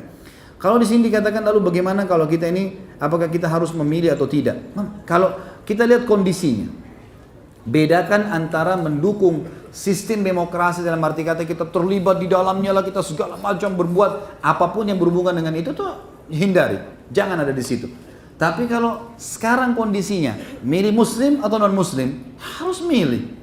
Gimana caranya nggak milih, gitu kan? Ya harus milih, nggak boleh, nggak mungkin enggak. Tapi kita bukan ikut-ikutan sebenarnya, karena kondisinya muslim atau non muslim, dan hukum syariat menyuruh kita memilih muslim. Dan sudah jelas panjang lebar tadi kita jelaskan masalah wala wal bara, tidak boleh milih memimpin non muslim. Kalau kita nggak milih malah akhirnya jadi masalah. Ingat ya, saya hanya bicara masalah memilihnya saja, bukan ikut terlibat dalam demokrasinya, enggak, gitu kan? Dan itu masuk dalam masalah ini. Dan kemarin sudah kita bicarakan dan sempat didiskusikan dengan salah satu guru kami tentunya, Syekh Sulaiman Rahili, semoga Allah jaga beliau, dan sudah ditanyakan bagaimana kondisinya kayak kita sekarang di Indonesia, terutama Jakarta. Nah, kalau itu harusnya bisa memilih, gitu kan? Kalau kondisinya seperti itu. Lain kalau muslim sama muslim, kita lihat ada maslahat dan mudarat nggak? Yang ini orangnya taat kepada Allah, kita berikan dukungannya. Kalau dua-duanya nggak baik ya jangan usah milih, gitu kan? Tapi kalau ada muslim sama non muslim, nggak bisa teman-teman sekalian. Kata Ali radhiyallahu anhu, umat ini membutuhkan pemimpin mukmin, ahli ibadah luar biasa, atau fasik. Fasik itu orang yang masih ada dosanya loh ya, masih ada dosanya, gitu kan? Jadi dia muslim tapi masih ada dosanya. Lalu kata teman-temannya, ya Amir Mukminin, waktu itu Ali bin Abi Thalib jadi khalifah. Ya Amir Mukminin, bagaimana kami menilai, bagaimana kami bisa memahami pemimpin fasik bisa memimpin? Kata Nabi, kata Ali radhiyallahu anhu, karena dengan dia memimpin muslim, ya, dia akan mengamankan jalan-jalan, dia akan mendatangkan pendapatan negara, dan seorang muslim minimal bisa beribadah tenang di rumahnya. Dia hanya berpikir masalah dirinya, dia berpikir dianya berfokus. Dia tidak, minimal seorang muslim tidak akan memaksakan orang muslim sendiri tidak boleh masuk masjid, nggak boleh begini. Tapi kalau non muslim bisa dilakukan apa saja. Apa saja dia bisa lakukan sesuai dengan agamanya, dia pemimpin, gitu kan? Minimal dia akan bangun tempat ibadahnya. Itu tidak bisa ditolak. Dia pemimpin, gitu kan? Makanya harus dipahami masalah ini, teman-teman sekalian. Bagaimana menjawab pernyataan orang kafir bahwa agama kita adalah agama perang? Semua agama ada perangnya. Hah? Nabi Isa alaihissalam mengajak para sahabatnya Hawariyin untuk berperang kan? Di akhir surah Shaf Allah SWT berfirman, Isa mengatakan apa? Wa idh qala Isa ibn Maryam lil hawariyin man ansari ila Allah. Qala al hawariyun nahnu ansarullah fa amanat ta'ifatu min bani Israil wa kafarat ta'ifa fa ayyadna alladhina amanu ala aduwwihim fa asbahu zahirin. Ingatlah ketika Isa berkata kepada Hawariyin, sahabat-sahabatnya, siapa yang menjadi ansarullah, siapa yang mau berjihad di jalan Allah nih? Maka berkata Hawariyun, sahabat-sahabatnya, kami ansarullah. Maka berimanlah sebagian dari Bani Israel dan kafirlah sebagian yang lain, lalu Allah memberikan kemenangan pada orang-orang yang beriman. Semua agama, teman-teman sekalian, ya, itu punya pembelaan terhadap dirinya, agamanya. Islam juga begitu. Gak mungkin kita membiarkan ya, agama Allah SWT dihina, kita akan membela. Dan memang ada dua hal yang pernah saya jelaskan dalam bahasan-bahasan para sahabat ini. Dalam Islam peperangan ada dua macam. Ada perang membela diri, seperti teman-teman kita di Palestina yang lagi diserang dan seterusnya. Ada perang ekspansi ya. Ini yang banyak umat Islam seakan-akan kalau dikatakan kalian itu agama kalian agama perang. Jawab iya. Memang ada beberapa hal yang kita berperang, ada ekspansi. Nabi SAW mengutus pasukan ke Tabuk untuk mengekspansi Islam, menyerang Mekah, ekspansi Islam. Umar bin Khattab dan Abu Bakar radhiyallahu anhuma mengutus pasukan ke negeri Syam dan ke Persia, ekspansi Islam, mengirim pasukan untuk menawarkan Islam karena Islam benar supaya mereka masuk surga. Ya, kan? Kita tawarkan memang seperti itu.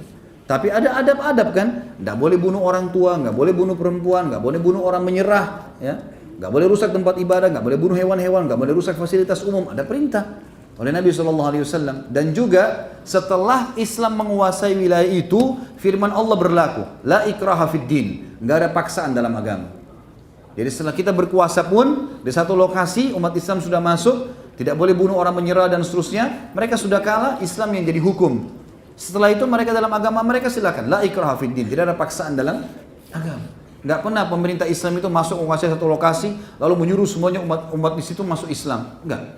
Kita tahu di antara contoh di Turki jelas sekali ada gereja Hagia Sophia yang sekarang menjadi masjid, gitu kan? Itu waktu masuk Muhammad bin Fatih, mereka tidak sama sekali kaum muslimin punya kekuatan besar masa pada saat itu 1453 Masehi, pasukan muslimin terkenal jumlahnya sangat banyak sampai seperti buih di lautan yang sangat banyak jumlahnya, sampai digambarkan dalam buku-buku saya seperti pasir yang hitam, ya, karena banyak di jumlahnya, nggak bisa dihitung lagi jumlah pasukan muslimin. Menang berhasil, mereka tidak bakar gereja, mereka tidak rusak tempat-tempat ibadah, mereka biarkan orang-orang Nasrani tetap dengan keyakinannya, tapi hukum Islam loh yang berlaku di negara itu. Seperti itu. Tadi jelaskan bahwasanya Umar menolak hadiah atau pemberian 1000 dinar ya dari Umar. Saya pernah mendengar hadis bahwa agar saling mencintai sama umat Islam maka tukar menukar hadiah.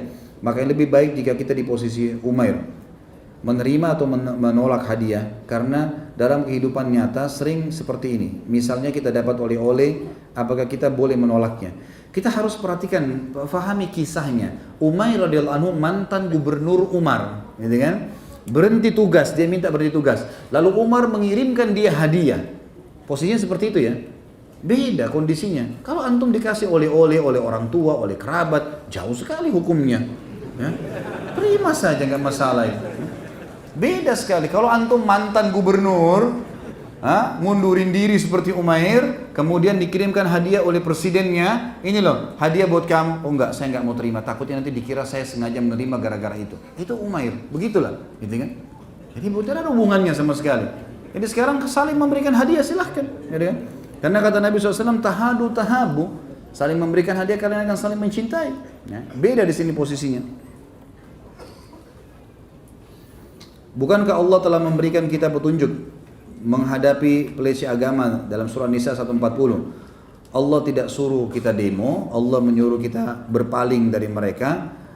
Negara kita nggak ada hukum had atau harus bagaimana. Allah Subhanahu wa taala menyuruh kita dalam banyak ayat Al-Qur'an, gitu kan? Di antaranya ya ayat yang berbunyi A'udzubillahi minasyaitonir fa in aqabtum fa'aqibu bimithli ma uqibtum bihi. Kalau kalian diperlakukan dengan perbuatan yang tidak baik, maka balaslah perbuatan itu seperti perilaku mereka. Sekarang orang ini mengolok-olok agama kita. Dia sedang memimpin di wilayah mayoritas muslim. Gak bisa dibiarkan memang, gitu kan? Bukan cuma sudahlah, dia sudah minta maaf, tinggalin aja. Nggak bisa, nggak boleh jadi gubernur lagi. Titik, selesai, gitu kan? Urusannya itu sudah nggak bisa lagi jadi pemimpin. Memang jangankan dia sudah mengolok-olok Al-Maidah 51, sebelum diolok-olok saja nggak boleh jadi pemimpin. Apalagi tambah dengan masalah itu, sudah nggak bisa, nggak layak ikut dalam pemilihan nanti. Udah nggak bisa dipilih ini. Dan harus pemerintah mengambil keputusan. Kalau enggak ini dia mau lawan ombak umat Islam, bagaimana caranya?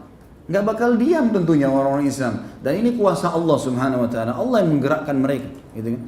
Jadi ini mestinya harus difahamin masalah ini, gitu kan? Bagaimana sikap kita kepada kaum Islam yang munafik, yang mati-matian membela orang kafir dan menjadi pemimpin? Apakah ada hukum syar'i untuk orang munafik seperti itu? Tentu saja kalau kita lihat perilaku Nabi SAW adalah mereka dipermalukan, disebutkan kesalahan-kesalahan mereka, dipermalukan, gitu kan? Dan kita tuntut pemerintah kita untuk menghukum orang-orang seperti ini. Ya, mengaku-ngaku muslim tapi mengolok-olok. Pokoknya orang muslim pun kalau dia mengolok-olok Islam, termasuk perkataan mengatakan Islam tidak relevan lagi, nggak masuk di akal hadis Nabi itu yang berbunyi begini dan begitu, ayat ini kayaknya sudah tidak cocok lagi sekarang, oh maknanya bukan itu dan seterusnya, padahal dia bukan sama sekali ahlinya. Ya, ini semua adalah orang-orang yang harus dihukum, nggak bisa. Pemerintah setempat tentunya. Kalau secara individu tidak ada hukuman, ya, secara individu tidak ada hukuman di sini. Karena Umar bin Khattab pernah menghukum orang-orang munafik, tapi Nabi SAW melarang. Nabi SAW melarang, gitu kan? Apakah benar pada kekhalifahan Harun Rashid pada Bani Abbasiyah mengangkat gubernur kafir? Padahal kita tahu pada zaman itu banyak ulama yang faham Al-Maidah 51. Itu sebagian, ada sebagian buku menyebutkan kalau salah satu gubernur yang pernah diangkat kafir, itu pun di wilayah yang mayoritas kafir, bukan di wilayah mayoritas muslim, gitu kan? Dan ini teman-teman, kalaupun kita ini pahami satu hal ya, di mayoritas non muslim, maka diangkatlah mereka itu, gitu kan? Orang-orang ini supaya menaungi mereka. Tapi sudah di situ peraturan umat Islam, cuma pemimpinnya saja. Tapi tidak pernah Harun Rashid menjadikan dia pemimpin di wilayah muslim, nggak pernah. Maksudnya di masyarakatnya mayoritas muslim. Juga dari sisi lain Umar bin Khattab pernah meminta surat dari Abu Musa al-Asy'ari. Hai Abu Musa, datangkan laporan keuangan. Abu Musa menjadi gubernur pada saat itu. Datanglah Abu Musa al-Asy'ari membawa seorang sekretarisnya. Kemudian Umar bin Khattab pada saat dibacakan laporannya, rinci sekali. A, B, C, D, tulisan rincian, pengeluaran, masukan. Umar bin Khattab kagum. Sampai Umar bilang sama yang sedang baca, sekretarisnya Abu Musa al-Asy'ari, sebentar kamu iklankan di masjid ya. Waktu itu datang ke rumahnya Umar kan, sebentar kamu iklankan di masjid. Kata Abu Musa, dia nggak bisa masuk masjid orang ini. Kata Umar, kenapa? Dia lagi junub. Kata Abu Musa, tidak. Karena orang junub kan nggak boleh masuk masjid kan gitu. Kenapa Abu Musa kau larang sekretarismu masuk? Saya mau dia iklanin nih. Apa dia lagi junub? Kata Abu Musa, tidak. Lalu kenapa? Kata Abu Musa, dia Nasrani. Dia Nasrani. Ini riwayatnya jelas, disebutkan oleh Ibnu Katsir dalam tafsir beliau, gitu kan? Maka di sini kata Abu Musa, lalu Umar bin Khattab memukul pahaku lalu mengatakan, kenapa kau nggak keluarin dari tadi orang ini? Bukan cuma di masjid, di rumah kau nggak boleh masuk, keluarin. Kalaupun kita mau benarkan perilaku Harun Rashid yang jelas-jelas memang dia nunjuk pemimpin itu di wilayah yang mayoritas non muslim juga, gitu kan? Ada orang yang membalik-balikkan fakta mengatakan tidak, ini di wilayah muslim. Baiklah, mana yang lebih kita ikutin, Umar bin Khattab atau Harun Rashid? Jelas Umar bin Khattab, dia salah satu dari Khulafaur Rasyidin, gitu kan? Jelas sekali. Lalu kenapa sih teman-teman? Kenapa orang ini masih tetap saja menganggap ada kemuliaan di tangan orang non-muslim? Allah mengatakan, ayabtaguna indahumul izzah. Apakah mereka memikirkan ada kemuliaan di tengah orang-orang non-muslim? Kita seakan-akan tidak bisa hidup kecuali mereka. Dan Allah mengatakan orang-orang yang dalam hatinya ada penyakit yang berkata itu. Ya, orang yang ada sifat kemunafikan, orang-orang beriman bertawakal kepada Allah SWT. Gitu. Salah satu kriteria pemimpin adalah tidak menginginkan jabatan tersebut. Tapi sekarang ini di negeri kita calon pemimpin semua mengorbit dirinya sendiri. Bagaimana sikap kita? Kan sudah saya bahas ini di dalam bahasan di YouTube, ada kriteria pemimpin dalam Islam. Jadi kita memang sudah terlanjur termakan dengan apa? Dengan sistem demokrasi itu, sudah terbawa dengan itu. Maka akhirnya kita jadi kesulitan sendiri teman-teman sekalian. Ini yang memaksa akhirnya setiap calon harus mendaftarkan diri, harus mengorbit diri, menyampaikan visi misinya. Kan begitu. Akhirnya kan mereka harus mengorbit diri itu. Mereka harus mengeluarkan begini dan begitu. Ini karena sistemnya. Makanya yang harus diperbaiki pertama adalah sistem itu sendiri yang salah. Sistem itu yang salah sehingga akhirnya membuat seperti ini. Mestinya tidak boleh dia mengorbit dirinya. Itu kata kuncinya. Allahu a'lam. Baik teman-teman, mohon maaf masih banyak pertanyaan di sini dan saya berharap Allah Subhanahu wa taala menjadikan kejadian-kejadian yang terjadi sekarang ini justru kebaikan bagi kaum muslimin dan menjadi penyebab hidayah bagi orang-orang non-muslim sehingga mereka kembali ke jalan Islam. Baik, mungkin begitu teman-teman sekalian, kita berdoa kepada Allah Subhanahu wa taala semoga majelis kita diberkahi olehnya dan semoga saja semua kaum muslimin diberikan kemuliaan dan kembali ke agama mereka, dan semoga negara kita ini dan seluruh negara muslim diberikan pemimpin muslim yang baik, yang soleh, yang zahid, dan juga orang-orang yang patuh dan takwa kepada Allah Subhanahu wa taala. Dan semoga semua yang hadir di sini juga diampuni segala dosa yang pernah dilakukan, dan orang yang sakit disembuhkan penyakitnya, yang terlilit utang dilunasi utangnya, yang belum mendapatkan pasangan dimudahkan untuk menikah dengan wanita atau laki-laki yang soleh dan solehah. Dan juga semoga kita semua disatukan di surga Firdaus tanpa hisab. Subhanakallahumma bihamdika asyhadu an la ilaha illallah astaghfirullah wa atubu ilaik. Wassalamualaikum warahmatullahi wabarakatuh.